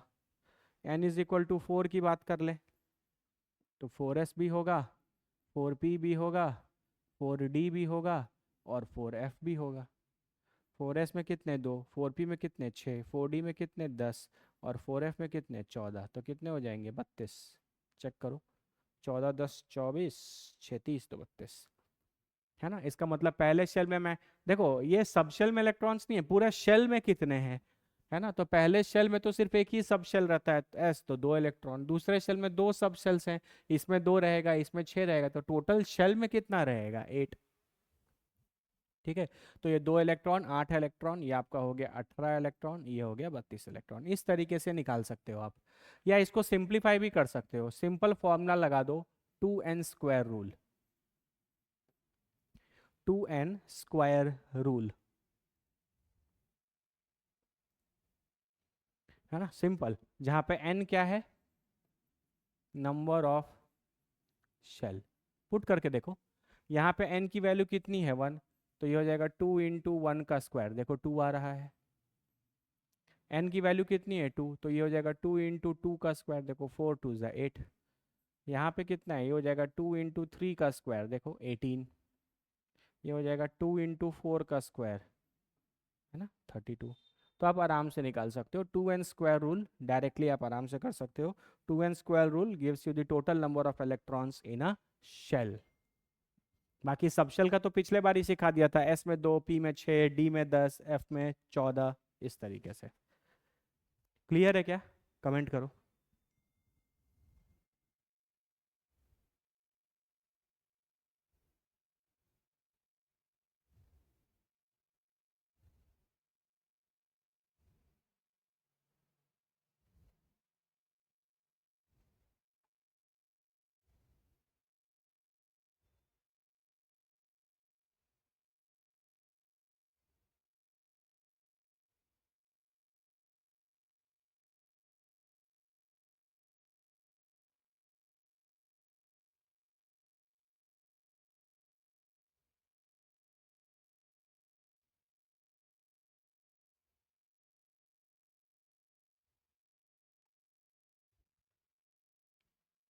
क्लियर है? ये तो सिंपल है। ठीक है। तो किसी भी शेल के अंदर आपको टोटल नंबर ऑफ इलेक्ट्रॉन्स निकालने हो तो आप 2n² रूल से निकाल सकते हो। बाकी ये आपका डिटेल्ड कॉन्सेप्ट है। कोई दिक्कत किसी को? चलो वेरी गुड, आओ। अब थोड़ा देखना, एक इंपॉर्टेंट चीज़ है ना, इसका यूज़ हम लोग को बहुत ज़्यादा आएगा केमिस्ट्री में, है इजी। ठीक है, सबसे अच्छी वाली चीज़ तो आपने पढ़ ली। हम लोग चलते हैं कैटायन और एनायन में। ठीक है, कैटायन और एनायन में थोड़ा बात को समझने की कोशिश करना। ठीक है, बाकी तुम लोग तेज तो हो ही बाबू। तो आपके पास न्यूक्लियस है और न्यूक्लियस के बगल में मान लेते हैं 3 शेल है। n=1, n=2, n=3। तो n=1 को आप बोलते हो इनर मोस्ट शेल। क्या बोलते हो? Inner most shell. और n=3 इसके लिए क्या हो गया? Outer most shell. Outer most shell. ठीक है, सब में इलेक्ट्रॉन्स हैं। n=1 में कितने इलेक्ट्रॉन्स रह सकते हैं? 2। तो 2 इलेक्ट्रॉन दिखा रहे। n=2 में कितने रह सकते हैं? 8। 1 2 3 4 5 6 7 8। 8 इलेक्ट्रॉन हो गए। और मान लेते हैं n=3 में भी फॉर एग्जांपल 2 इलेक्ट्रॉन है ना। ये मैंने बनाया, किसी एटम के लिए मैंने ये डायग्राम बनाया है। ठीक है। अब जब आप कैटायन की बात करते हो, जब आप कैटायन की बात करते हो, इसका मतलब आप इलेक्ट्रॉन को रिमूव करोगे। कैटायन मतलब क्या? Positive charge. पॉजिटिव चार्ज कब आएगा? जब आप न्यूट्रल एटम से इलेक्ट्रॉन को निकालेंगे। और एनायन की अब बात करोगे, इसका मतलब आप इलेक्ट्रॉन को क्या करोगे? ऐड। ठीक है, इलेक्ट्रॉन को क्या कर दोगे? ऐड। यहाँ इलेक्ट्रॉन को क्या कर दोगे? रिमूव। क्लियर है? चलो, अब यहाँ पे इंपॉर्टेंट बात यह है कि इलेक्ट्रॉन कहाँ का ऐड और कहाँ का रिमूव होगा। याद, हमेशा याद रखना कि इन कैटायन और एनायन के फॉर्मेशन में या किसी भी चीज़ से आप इलेक्ट्रॉन निकालें या उसको इलेक्ट्रॉन दें, वो सारा चीज़ हमेशा आउटर मोस्ट शेल से होता है। इलेक्ट्रॉन ऐड करना हो तो या इलेक्ट्रॉन को रिमूव करना हो तो सारी चीज़ें हमेशा आउटर मोस्ट शेल से होंगी। अगर आपको इससे एक इलेक्ट्रॉन निकालना है तो आप डायरेक्ट अंदर वाला नहीं निकाल सकते, आप पहले बाहर वाला निकालेंगे। सबसे आउटर मोस्ट शेल में जो इलेक्ट्रॉन्स होंगे वही इलेक्ट्रॉन्स निकलेंगे। अगर आप चाहते हो कि हम बाहर से एक इलेक्ट्रॉन इसमें ऐड कर दें तो ऐड भी सबसे बाहर वाले में ही होगा। ठीक है, तो यही वाले इलेक्ट्रॉन्स को आप रिमूव कर सकते हैं, है ना। या अगर आप ऐड भी करेंगे, अगर आप एक इलेक्ट्रॉन ऐड भी कर रहे हो तो वो भी हमेशा आउटर मोस्ट शेल में होगा। आउटर मोस्ट शेल में होगा। ठीक है। ठीक है, तो याद हमेशा ये रखिएगा कि इलेक्ट्रॉन को, क्योंकि जनरली क्या होता है ना, आप बोलते हैं कि इलेक्ट्रॉन निकाल लिया गया, इलेक्ट्रॉन ऐड कर लिया गया, तो इलेक्ट्रॉन ऐड या रिमूव हमेशा किस शेल से होता है? आउटर मोस्ट शेल से होता है। ठीक है। अब जैसे देखो, मान लीजिए मेरे पास आयरन है, आयरन Fe। ठीक है, कॉन्फ़िगरेशन लिखो इसका। 1s2, 2s2, 2p6, 3s2, 3p6, 4s2, 3d6। Iron का एटॉमिक नंबर 26 होता है। तो ये कॉन्फ़िगरेशन आपने लिखा। ठीक है, अब मान लो हम तुमसे पूछते हैं कि हमको Fe+2 का लिख के बताओ। Fe+2 का, Fe+2 और Fe में क्या फ़र्क है? इसमें दो इलेक्ट्रॉन आपने निकाले हैं, दो इलेक्ट्रॉन आपने क्या किए हैं? निकाले हैं। तो निकाले हैं तो किस में से इलेक्ट्रॉन निकलेगा, थोड़ा कमेंट करके बताओ। Fe+2 और Fe में क्या है? Fe+2 Fe में से दो इलेक्ट्रॉन निकालोगे तो Fe+2 हो जाएगा। तुम हमको बस कमेंट करके बताओ कि तुम इलेक्ट्रॉन किस में से निकालोगे।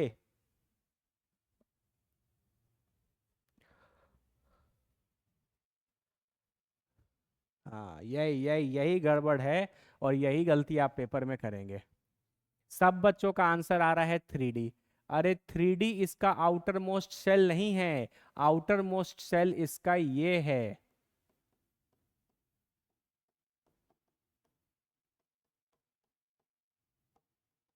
ये तो n=3 का है और ये n=4 का है। तो कौन सा आउटर मोस्ट शेल या ऑर्बिट हुआ? ये हुआ। 3D की एनर्जी ज्यादा थी इसीलिए वो बाद में लिखा गया है, लेकिन आउटर मोस्ट शेल कौन सा है? ये वाला है ना। तो Fe+2 का कॉन्फ़िगरेशन आएगा 1s2 2s2 2p6 3s2 3p6।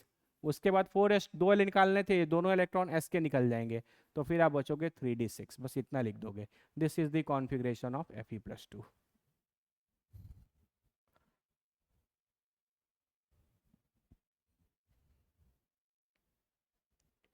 ठीक है, तो इस तरीके से जब आप इलेक्ट्रॉनिक कॉन्फ़िगरेशन वगैरह लिखते हैं बाबू, तो हमेशा आउटर मोस्ट शेल में ही इलेक्ट्रॉन ऐड या रिमूव होंगे। ठीक है, जैसे मान लीजिए आपके पास फ्लोरीन है।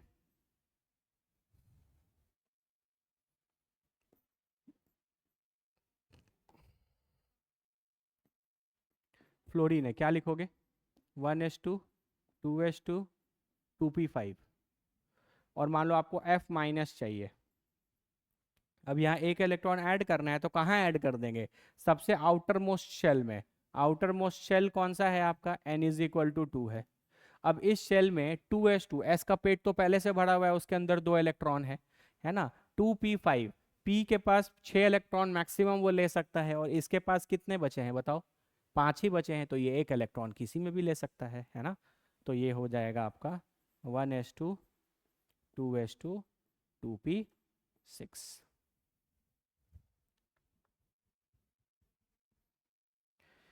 अच्छे से देख लो बाबू एक बार।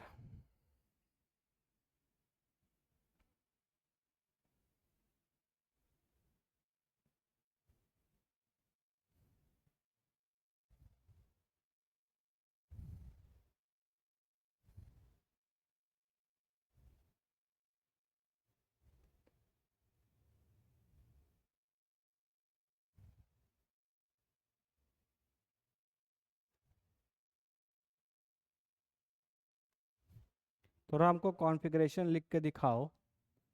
V+4 का, Ti+4 का, Zinc+2 का।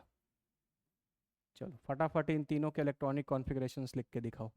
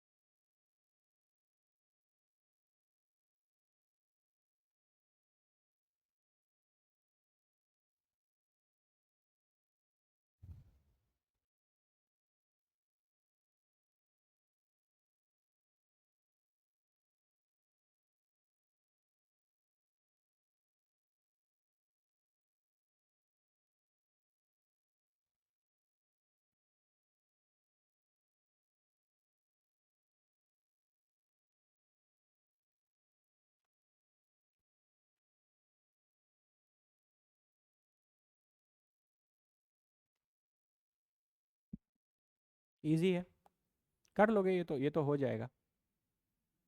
ठीक है, तो ये बात ध्यान रखना, ठीक है, कि इलेक्ट्रॉन जब भी ऐड या रिमूव होगा तो हमेशा आउटर मोस्ट शेल से होगा।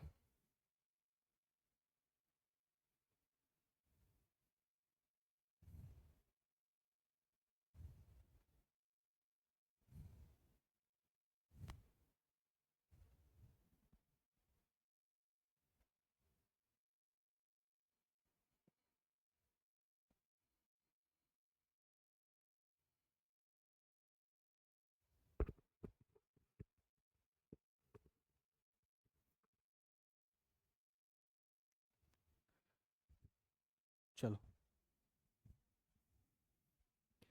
अब एक क्वेश्चन पूछा जाता है,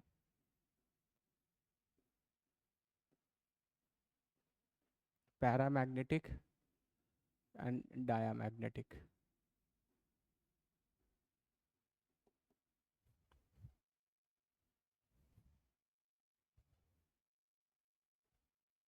पैरामैग्नेटिक एंड डायामैग्नेटिक। पैरामैग्नेटिक, ठीक है, पैरामैग्नेटिक एंड डायामैग्नेटिक बेसिकली बाबू क्या है, अलग अलग तरीके के सब्सटेंसेस हैं, है ना, अलग अलग तरीके के क्या हैं, सब्सटेंसेस हैं। ठीक है, अगर आपके पास कोई पैरामैग्नेटिक सब्सटेंस है, तो जब आप इस सब्सटेंस को मैग्नेटिक फील्ड में रखेंगे, मैग्नेटिक फील्ड में रखेंगे, तो इस पे फोर्स लगेगा अट्रैक्शन का। ठीक है, और अगर आपके पास कोई सब्सटेंसेस डायामैग्नेटिक का है और आप उसको रखेंगे मैग्नेटिक फील्ड में, तो यहाँ फोर्स लगेगा रिपल्शन का। बस अभी आप टाइम बीइंग के लिए इतना जान लो, फिर समय के साथ आपको और चीज़ें पढ़ाई जाएगी, फिजिक्स में पढ़ाऊंगा मैं। ठीक है, तो पैरामैग्नेटिक डायामैग्नेटिक कभी भी केमिस्ट्री में बहुत पूछते हैं, पैरामैग्नेटिक और डायामैग्नेटिक, और बड़ा आसान होता है निकालना।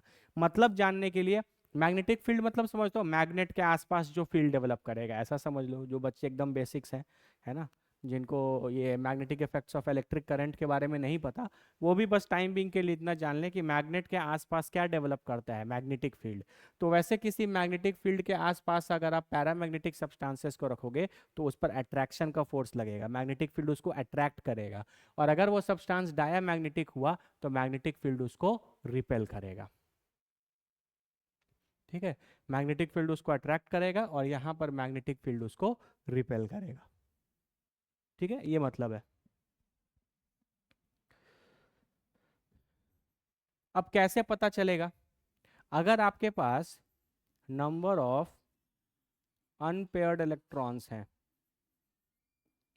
नंबर ऑफ अनपेयर्ड इलेक्ट्रॉन्स अगर है ना, मतलब ये नॉट इक्वल टू जीरो है, तो वो सब्सटेंसेस 100% पैरामैग्नेटिक होगा। ठीक है, अगर आपके पास नो अनपेयर्ड इलेक्ट्रॉन्स हैं, कोई अनपेयर्ड इलेक्ट्रॉन नहीं है, तो 100% वो सब्सटेंस डायामैग्नेटिक होगा। जैसे मान लीजिए आपसे हम पूछें कि Fe+2 पैरामैग्नेटिक है या डायामैग्नेटिक है। ठीक है, तो Fe+2 का पहले आपको कॉन्फ़िगरेशन लिखना पड़ेगा, 1s2, 2s2, 2p6, 3s2, 3p6, 4s2, 3d6। तो +2 है तो 4s वाला इलेक्ट्रॉन नहीं जाएगा, तो 3d6। ठीक है, देखो ये पूरा भरा हुआ है, थोड़ा हम आपको ग्लिम्स दे दें कि आपको सबको चेक करने की ज़रूरत नहीं है। जैसे 1s2 है, तो इसमें एक इलेक्ट्रॉन ऐसा और एक इलेक्ट्रॉन ऐसा होगा। सिमिलरली इसमें भी दोनों इलेक्ट्रॉन ऑपोजिट स्पिन के होंगे, इस पे भी 6 इलेक्ट्रॉन है तो 3 3 का पेयर होगा। तो आपको सिर्फ चेक किसको करना पड़ेगा, लास्ट वाले को। तो अगर आप लास्ट वाले को चेक करते हो, 1 2 3 4 5, ठीक है, अब आपको इसमें 6 इलेक्ट्रॉन भरने हैं, हुंस रूल। सबसे पहले एक एक इलेक्ट्रॉन जाएगा, 2 3 4 5, और तब लास्ट में पेयरिंग होगा 6। तो क्या आपको यहाँ पर अनपेयर्ड इलेक्ट्रॉन्स दिख रहे हैं, दिख रहे हैं, आपके पास 4 अनपेयर्ड इलेक्ट्रॉन है। इसका मतलब Fe+2 जो है वो आपका पैरामैग्नेटिक है।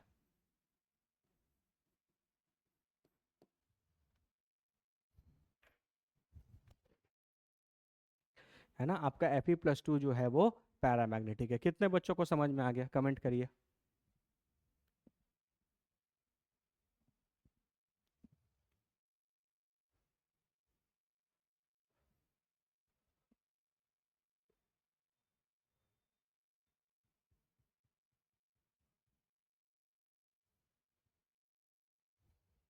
ठीक है ना, अंदर वाले को चेक करने का जरूरत नहीं है, सब तो पूरे भरे हुए हैं।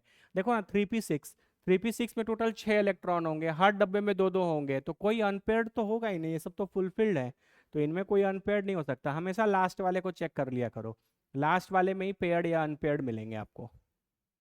ठीक है, जैसे मान लो आपको पास क्रोमियम+3 को चेक करना है, मैंगनीज+2 को चेक करना है ना, ऑक्सीजन को चेक करना है, नाइट्रोजन को चेक करना है।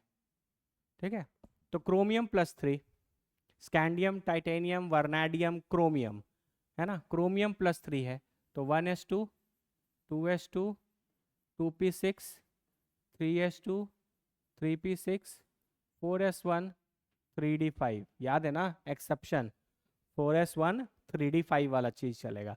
अब इसमें से 3 इलेक्ट्रॉन निकालने हैं, तो इलेक्ट्रॉन पहले किससे निकलेगा, आउटर मोस्ट शेल से। तो आउटर मोस्ट शेल में 4s में कितने इलेक्ट्रॉन है, एक। अब एक इलेक्ट्रॉन इससे निकाल लोगे, उसके बाद आउटर मोस्ट कौन सा बचेगा, n=3। अभी यहाँ n=4 वाले शेल में एक इलेक्ट्रॉन है, वो तुमने निकाल लिया, तो वो शेल तो खत्म हो गया। अब उसके बाद आउटर कौन बचा, आउटर कौन बचा, n=3, उसमें से भी 2 इलेक्ट्रॉन निकालने पड़ेंगे। तो Cr+3 का जो कॉन्फ़िगरेशन आएगा वो आएगा 1s2, 2s2, 2p6, 3s2, 3p6, एक इलेक्ट्रॉन इससे और 2 इलेक्ट्रॉन उससे, तो ये हो गया 3d3।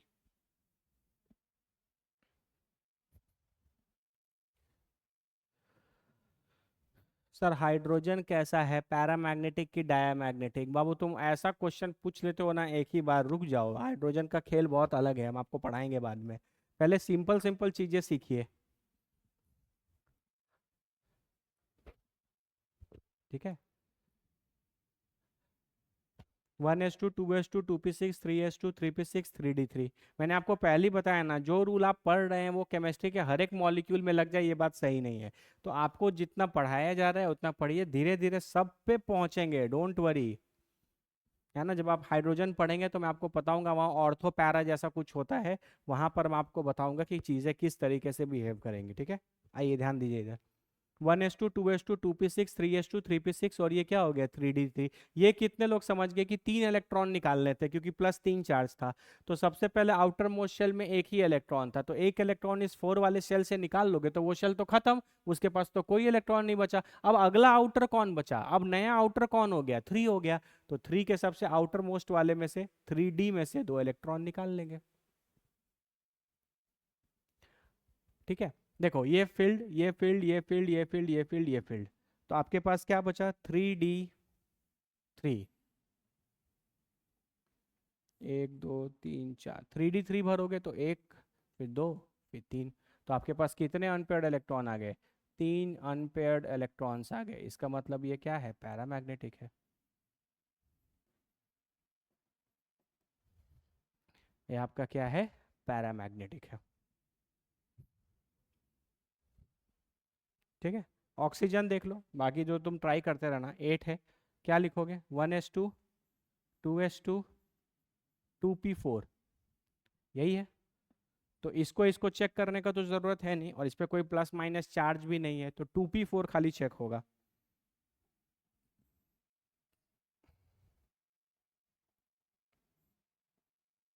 2p4 खाली चेक होगा। तो 4 इलेक्ट्रॉन भरने, 1 2 3, और ये हो गया 4, देखो 2 अनपेयर्ड इलेक्ट्रॉन बच गए, 2 अनपेयर्ड इलेक्ट्रॉन हो गए। तो ऑक्सीजन भी कैसा है आपका, पैरामैग्नेटिक।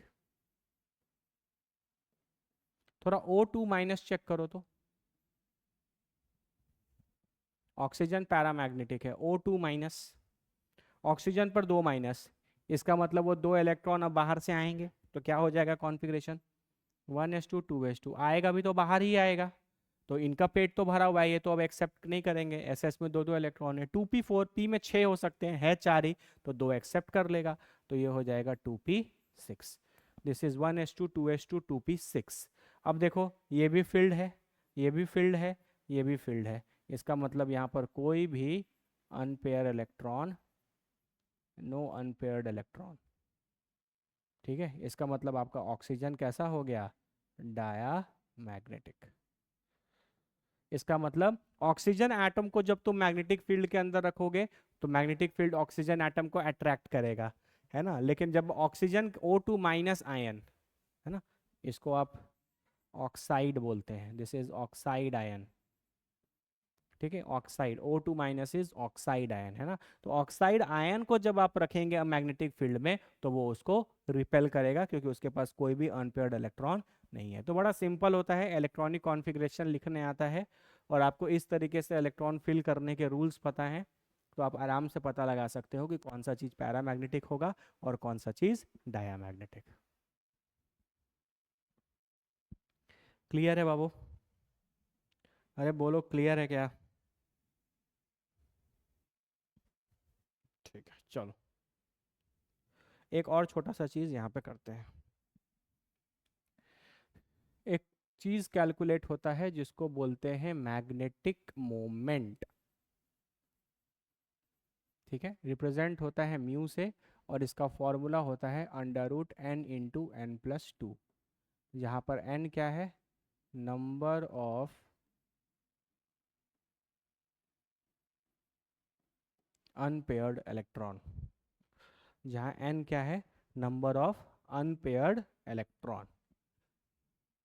ठीक है, देखो किसी के पास अगर एक अनपेयर्ड इलेक्ट्रॉन होगा तो ये हो जाएगा, देखो √3, इसकी वैल्यू होगी 1.732।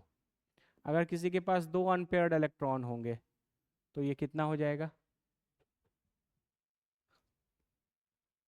2 + 2 4 और 4 2 8, ये हो जाएगा 3 पॉइंट, नहीं 3 कैसे, 2.83। अगर आपके पास n = 3 है तो ये हो जाएगा 3 + 2 5, 5 और 3 15, ये हो जाएगा 3.87।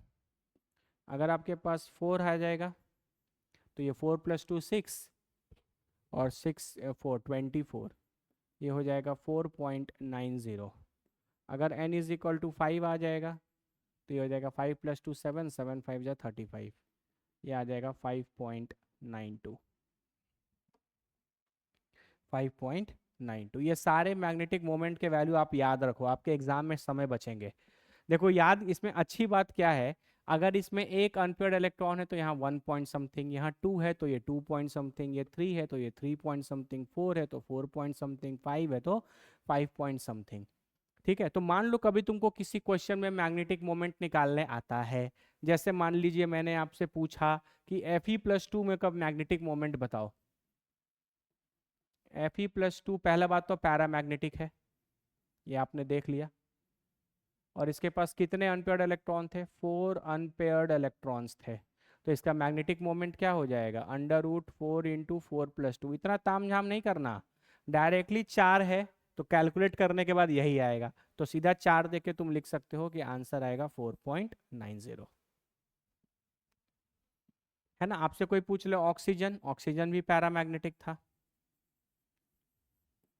उसके पास कितने अनपेयर्ड इलेक्ट्रॉन थे, ऑक्सीजन के पास कितने अनपेयर्ड इलेक्ट्रॉन है, दो,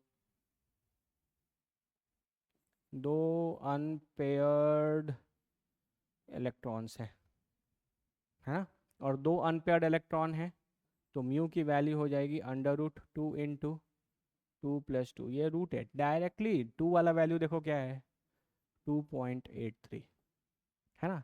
अच्छा बात क्या रहेगा, ये सारे वैल्यूज आपके ऑप्शन में गिवन रहेंगे, है ना। आपको बस पता हो गया है दो अनपेयर्ड इलेक्ट्रॉन है, वो वाला ऑप्शन टिक मार दो जो 2 पॉइंट समथिंग का होगा, है ना। तुम देखना क्वेश्चन बनाओगे तो तुमको क्लियर हो जाएगा, है ना, बहुत ईजी होता है।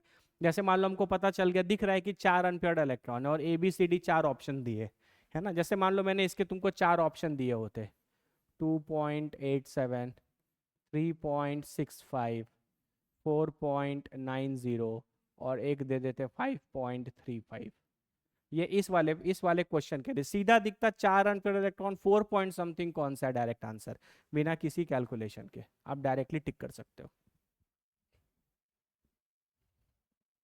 कितने लोग को क्लियर हो गया ये? है, छोटे छोटे फॉर्मूले हैं, directly number of unpaired electron आपको निकालना ही गया, वो तो अभी आपको सिखाया है किस तरीके से आप देख सकते हैं। बस उस एन को यहाँ डालना है और आपका वैल्यू आ जाएगा। ये वैल्यूज़ आप याद रखो, अगर आप याद कर लोगे तो टाइम बचेगा, टाइम सेविंग है ये, है ना। जैसे हमको याद रहता है तो हमको हमको याद रहता है तो हम डायरेक्टली बस देखते हैं, अच्छा उतने अनपेयर्ड इलेक्ट्रॉन, डायरेक्टली नंबर टिक कर देते हैं। चमका क्या, एक बार चमक गया तो कमेंट करो।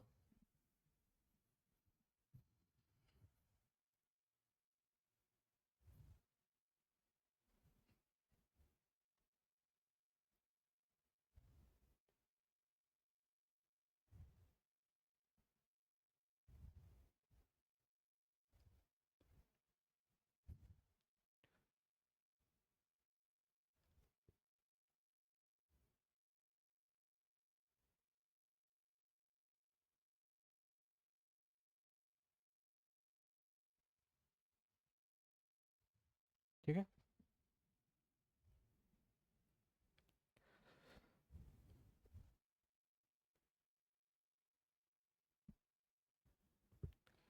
ये है आपका क्वांटम नंबर के प्रीवियस ईयर क्वेश्चंस। हम कुछ क्वेश्चंस लेकर आए हैं, एक तो आपने एडवांस वाले पहले बना लिए, बाकी सब अब वो बहुत आसान है, तो फटाफट हम लोग बनाएंगे इसको, ठीक है। अच्छा, कुछ टॉपिक्स क्वांटम नंबर के और बचे हैं जो बहुत अच्छे टॉपिक्स माने जाते हैं, उनके लिए हम पार्ट 4 लेकर आएंगे, है ना। मतलब 4 लेक्चर में आपका पूरा क्वांटम नंबर कंप्लीट, जो पूरे आपके केमिस्ट्री का बैकबोन है ना, और जिसके बिना आप आगे केमिस्ट्री पढ़ ही नहीं पाएंगे। लगभग आपको हर छोटे छोटे जगह पे आपको इनका यूज़ पड़ेगा, इसलिए इनको पढ़ना बहुत ज़रूरी था। और कुछ स्पेशल टॉपिक्स बचे हैं, उनको मैं आपको नेक्स्ट क्लास में, मतलब नेक्स्ट क्लास जब भी करेंगे, कल करेंगे, तो कल उनको कंप्लीट करके हम लोग क्वांटम नंबर कंप्लीट कर लेंगे, है ना। कल छोटा ही क्लास होगा, कल ज़्यादा बड़ा टॉपिक है नहीं, बहुत इजी चीज़ है वो भी, तो उसको भी कर लेंगे, ठीक है। टाइम बिंग के लिए जितना पढ़ा है उस पर पहले प्रैक्टिस करते हैं, ठीक है। चलिए क्वेश्चन नंबर 1 ट्राई हो जाइए, स्टार्ट, पढ़ो इसको। Which of the following is are not correct with respect to energy of atomic orbitals? ठीक है, of hydrogen atom, hydrogen atom मतलब ये 1 इलेक्ट्रॉन सिस्टम है, ठीक है। 1 इलेक्ट्रॉन सिस्टम, अच्छा नॉट करेक्ट पूछ रहा है, कौन सा करेक्ट नहीं है। 1 इलेक्ट्रॉन सिस्टम में 1s से ज़्यादा एनर्जी 2p की, 2p से 3 की, हाँ ये सही है, क्योंकि देखो यहाँ प्रिंसिपल क्वांटम नंबर ही चेंज हो रहा है, तो 1 की एनर्जी कम होगी, 2 की ज़्यादा होगी, 3 की, 4 की उससे ज़्यादा, तो ये करेक्ट है। 2s 2p की एनर्जी सेम है, 3s 3p की एनर्जी सेम है, ये 1s बड़ा, 1s 2s 2p, देखो ये गलत है। 1 इलेक्ट्रॉन सिस्टम में 2s और 2p की एनर्जी तो क्या होगी, सेम होगी, ठीक है। और यहाँ पे 1s 2s 4s 3d, नहीं, ये वाला सिस्टम भी गड़बड़ हो गया। 1 इलेक्ट्रॉन सिस्टम में तो आप शेल से देखते हैं, तो शेल से जब देखते हैं तो ऑर्डर होना चाहिए था 1s, फिर 2s, फिर 3d और फिर 4s, क्योंकि n=3 की एनर्जी कम होगी और n=4 की एनर्जी ज़्यादा होगी, तो सी गलत है, डी गलत है, इसका मतलब सी एंड डी ओनली। सही है क्या, देखो आराम से, हमको नहीं बनाना है बाबू, हमको तो आता है, आप देखो अच्छे से, ट्राई करो, कोई बात नहीं। क्वेश्चन को पहले अच्छे से पढ़ो, समझो, देखो कि क्या बोल रहा है, क्या पूछ रहा है।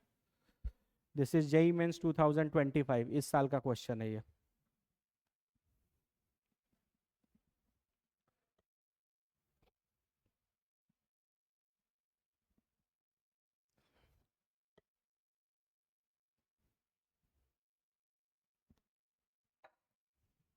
यहाँ से कंफ्यूज मत होना, 4s की एनर्जी 3d से आप कम लिखते थे, लेकिन मल्टीपल इलेक्ट्रॉन में लिखते थे। सिंगल इलेक्ट्रॉन का तो फंडा ही सिंपल है, सिर्फ n से देखना है, जितनी ज़्यादा n की वैल्यू उतनी ज़्यादा एनर्जी, खत्म। Okay, very good. चलो नेक्स्ट, ट्राई करो इसको। In a multi-electron atom, which of the following orbitals described by 3 quantum numbers will have the same energy in absence of electric and magnetic field?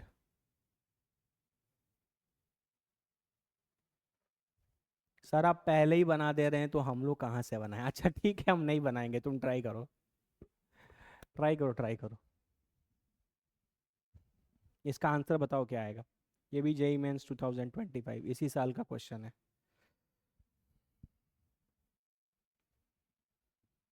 फटाफट, लेकिन ऐसा नहीं कि आप 10 मिनट एक क्वेश्चन में लगाइएगा, बहुत सारे क्वेश्चंस है ना, और सब तुरंत देख के मारने वाले हैं। इन अ मल्टी इलेक्ट्रॉन एटम, है ना, मल्टीपल इलेक्ट्रॉन सिस्टम है, which one of the following orbitals describe by 3 quantum numbers have same energy. बस सिंपल, इन सब का एनर्जी, इनमें से किनका किनका एनर्जी सेम है, बस वो लिखना है आपको। मल्टीपल इलेक्ट्रॉन सिस्टम है।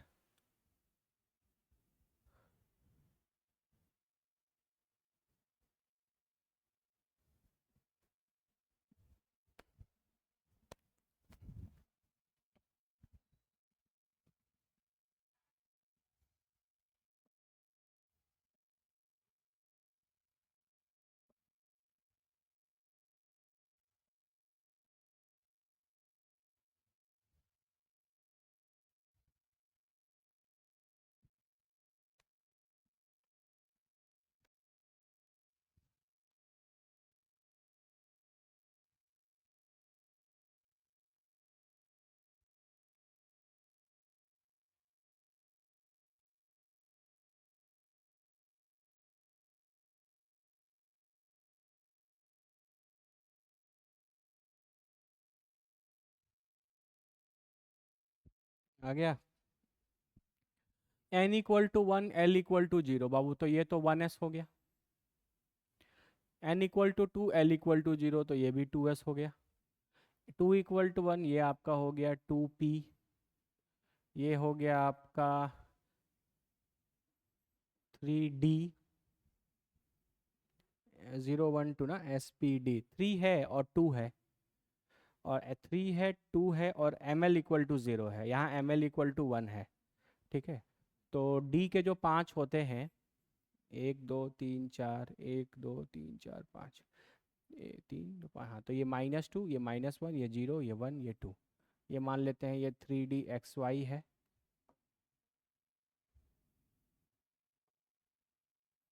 तो ये आपका dy z है, ये dz है, ये dx² - y² है, और ये dz² है। तो यहाँ पे n = 3, l = 2 से तो 3d हो गया, और ml की वैल्यू 1 मतलब ये 3dzx है। यहाँ n = 3, l = 2 और ml की वैल्यू 0 है, सॉरी सॉरी 1 है ना, तो ये हो गया x² - y², और ये हो गया आपका 3dzx। तो आपसे क्वेश्चन में पूछ रहा है, in a multi electron system, multiple electron system में 1s की एनर्जी अलग होगी, 2s की अलग होगी, 2p सिर्फ इनकी सेम होगी, क्योंकि d के पांचों आपस में डी जनरेट होते हैं। तो correct answer is D only. Very good, very good, very good. Option D जिन जिन बच्चों का आया है बिल्कुल करेक्ट है। 1s है, ये 2s है, ये 2p है, ये 3d है ना, ये मैंने आपको बताया था लास्ट क्लास में कि किस कौन कौन सा होता है, -l to l। तो ये दोनों 3D ही हैं, एक 3dx² - y², एक 3dzx। तो d के तो पांचों हमेशा ही डी जनरेट होते हैं। वेरी गुड, नेक्स्ट ट्राई करो। The four quantum numbers for the electron in the outermost orbit of potassium is।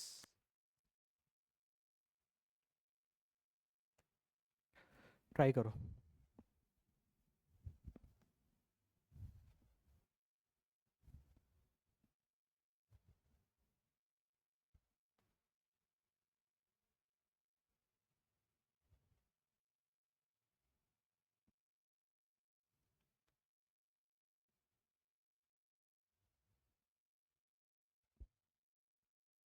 ये जितने क्वेश्चन हम लोग ट्राई कर रहे हैं अभी, आप मेरे साथ ट्राई कर लीजिए, लेकिन जब मैं PDF अपलोड करूंगा तो आपके सारे सारे बच्चे, स्पेशली अर्ली स्टार्टर बैच वाले, आराम से एक एक क्वेश्चन को अपने कॉपी में बनाएंगे। जब तक आप बनाएंगे नहीं तब तक आप सीखेंगे नहीं। ट्राई करो इसको। Outer most orbital for the electron in the outer most orbital of potassium, atomic number 19, है ना। पोटेशियम के आउटर मोस्ट ऑर्बिटल में जो इलेक्ट्रॉन है उसका चारों क्वांटम नंबर लिखना है आपको। तो पोटेशियम हो गया K19, 1s2, 2s2, 2p6, 3s2, 3p6, 4s1। 2 4 10 12 6 18 और एक 19, 4s1। तो यानी लास्ट इलेक्ट्रॉन है ना, आउटर मोस्ट शेल, मतलब इसका 4s1 का आपको लिखना है। तो सबसे पहले n की वैल्यू कितनी हो गई, 4। s है तो l की वैल्यू कितनी हो गई, 0। ml की भी वैल्यू कितनी हो जाएगी, 0। ठीक है, अब एक ही इलेक्ट्रॉन है तो मैग्नेस्पिन की वैल्यू आप कुछ भी लिख सकते हो, प्लस हाफ भी लिख सकते हो या माइनस हाफ भी लिख सकते हो। तो चेक कर लो ऑप्शन में क्या है।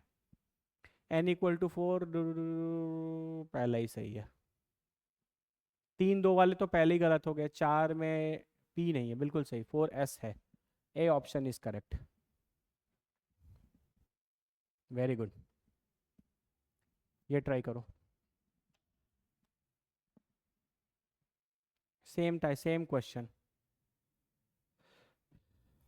अब देखो, आप अच्छे से पढ़ोगे ना तो आपसे सारे क्वेश्चन बनेंगे। और यकीन मानो मैंने सारे क्वेश्चंस उठाए हैं, ऐसा नहीं कि मैंने इजी इजी वाले छांट के लाए हैं। क्वांटम नंबर के तुम क्वेश्चन कहीं से भी कंपेयर कर लेना, जितने आए हैं जिस साल में, मैंने सारे डाल दिए। चलो ट्राई करो उसको।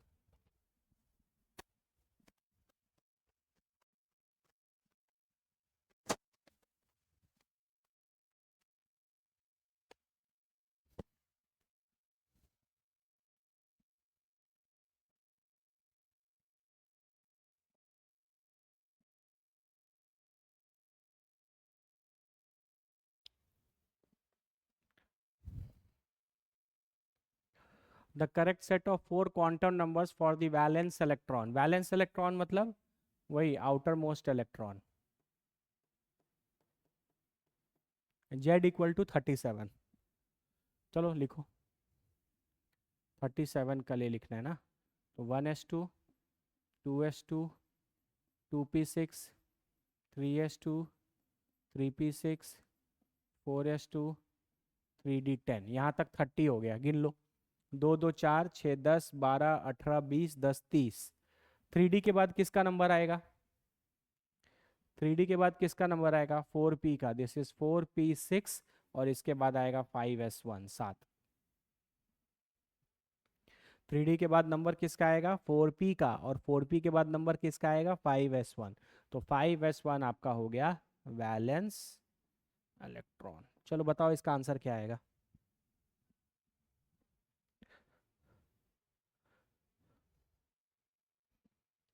अरे बाबू, याद क्या करना है आपको, याद थोड़ी करना है आपको, लिखने आना चाहिए। 30 तक का लिख लिए। तो 3d के बाद किसकी एनर्जी आएगी, 4p की। 4p के बाद किसकी आएगी, 5s की। भूल भी गए हो तो n+l रूल से निकाल सकते हो।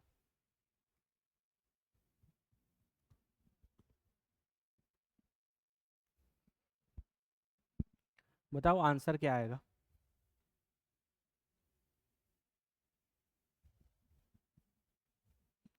5s है तो n की वैल्यू कितनी हो गई, 5। l की वैल्यू क्या हो जाएगी, 0। ml की भी वैल्यू 0। और ms एक इलेक्ट्रॉन है, तो प्लस हाफ भी बोल सकते हो, माइनस हाफ भी बोल सकते हो। तो 5 0 0 एक ही है, option number B.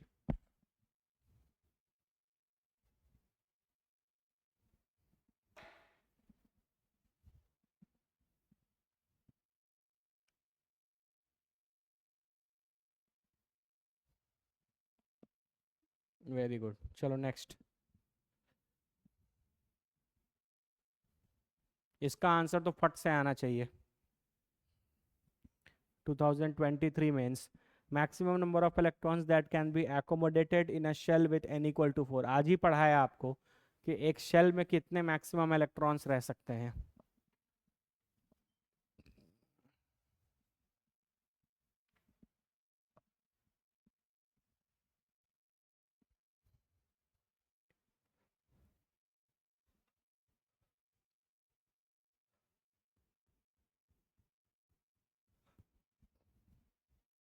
Correct. 2n²। n4 है तो 2 × 4 का स्क्वायर, 32। अब इससे आसान तुमसे क्या ही पूछेगा यार वो। चलो नेक्स्ट। ये कहाँ से आ गया, ये कल के क्लास के बाद। ये बाबू कल के क्लास के बाद करेंगे, ठीक है, आज नहीं। चलो ये बनाओ।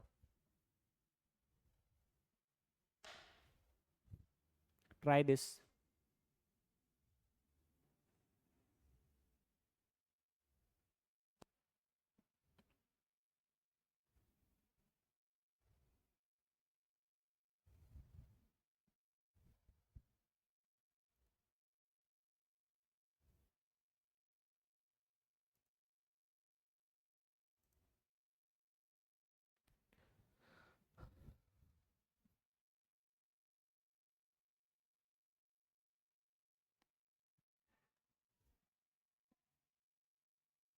The number of s electrons, the number of s electrons, the number of s electrons present in an ion with 55 protons in its unipositive state. Unipositive state का मतलब एक प्लस चार्ज है. मान लेते हैं वो एलिमेंट x है, तो उस एलिमेंट पे एक x प्लस चार्ज है. ठीक है. और उसका एटॉमिक नंबर कितना है? 55. इसका मतलब उसके पास टोटल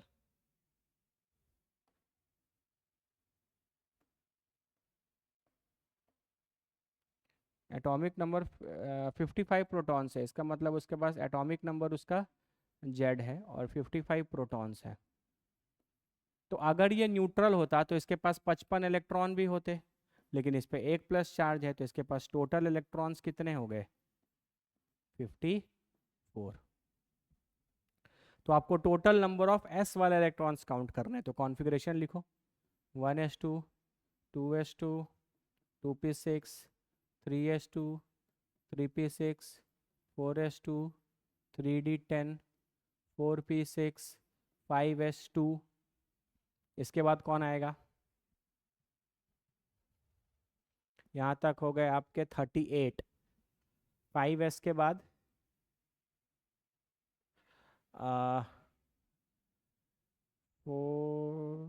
4sp 4d. 4d हो जाएगा 4 प्लस 2 6.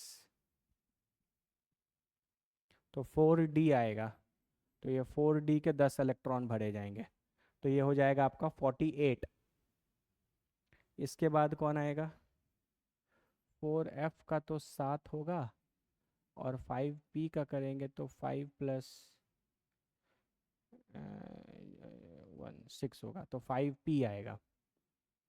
तो 5p के 6. काउंट करो. 2 4 6 10, 2 12, 6 18, 2 20, 30, 36, 38, 48, 48 और 6 54, 54. तो आपको क्या लिखना है? टोटल s के इलेक्ट्रॉन्स काउंट करने हैं. s के इलेक्ट्रॉन्स. तो यहाँ s, यहाँ s, यहाँ s, यहाँ s और यहाँ s. 2 4 6 8 और 10. तो करेक्ट आंसर इज 10.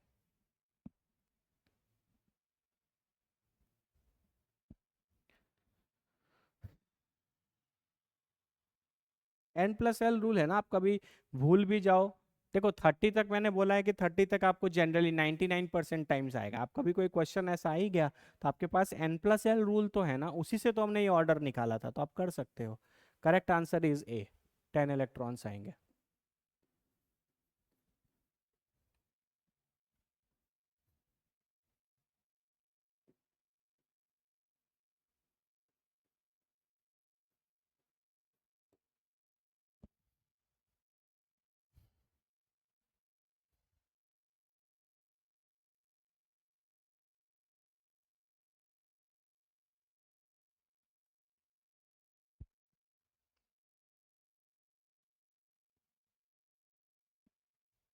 चलो try this.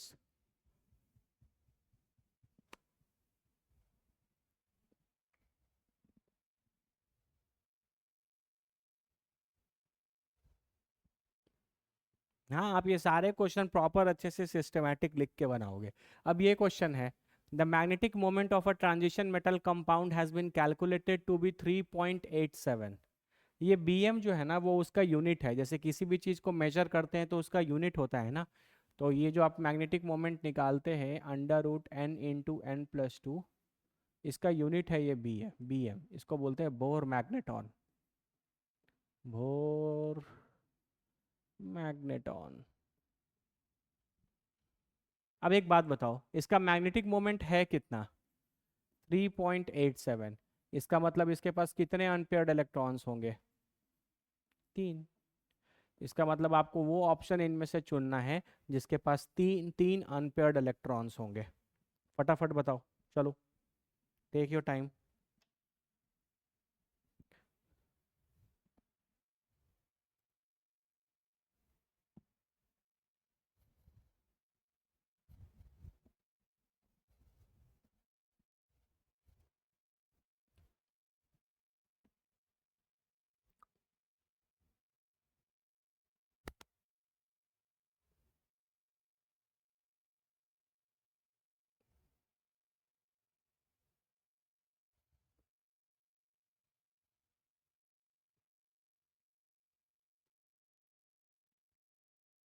Titanium +2, vanadium +2, chromium +2 या manganese +2?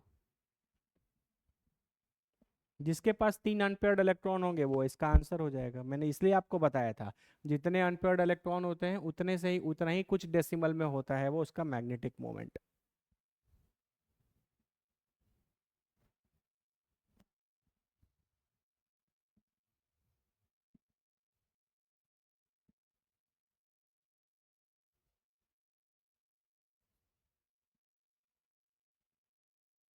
Scandium, titanium,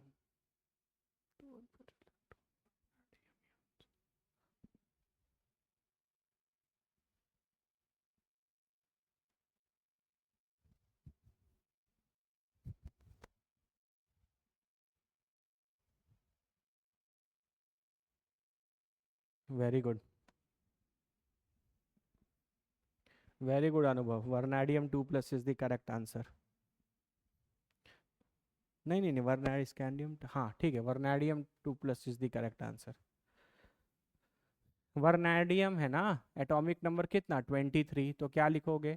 1s2, 2s2, 2p6, 3s2, 3p6, 4s2, 3d3। यही लिखेंगे vanadium atomic. Scandium, titanium, vanadium 23। यहाँ तक हो गए 18, 2 20 और 23।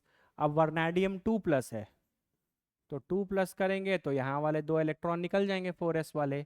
तो बचेगा 1s2, 2s2, 2p6, 3s2, 3p6, 3d3। अब देखो, ये फुलफिल्ड है, ये भी फुलफिल्ड, ये भी फुलफिल्ड, ये भी फुलफिल्ड, ये भी फुलफिल्ड। लास्ट वाला चेक करना है, 3d3। 1 2 3 4 5, 1 2 3 अनपेयर्ड इलेक्ट्रॉन्स कितने आ गए? 3। वर्नैडियम 2+।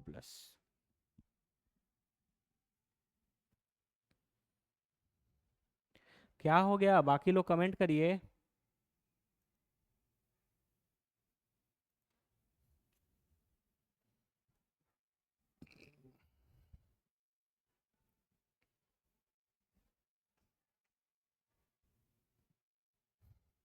उज्जवल, अविनाश, आंसर।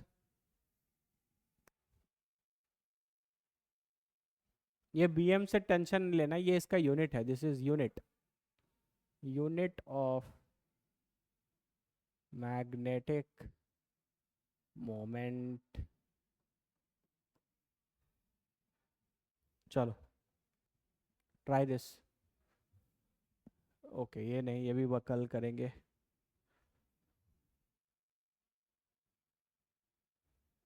ये करो। ये भी रुक जाओ, नोट्स वोट्स हैं तो अभी रुक जाओ। ये करो, ये करो, ये करो कुछ।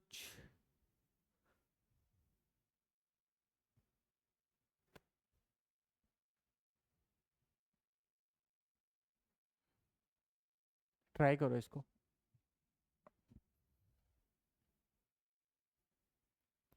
Consider the following pairs of electrons, n = 3, l = 1, ml = 1, ms = ½ and the pair of electrons present in degenerate orbitals। ये इलेक्ट्रॉन्स के चारों के क्वांटम नंबर दिए गए हैं आपको। है ना। इलेक्ट्रॉन्स के चारों क्वांटम नंबर दिए गए हैं, आपको बताना है इनमें से कौन कौन से इलेक्ट्रॉन्स हैं जो डीजेनरेट ऑर्बिटल्स में हैं।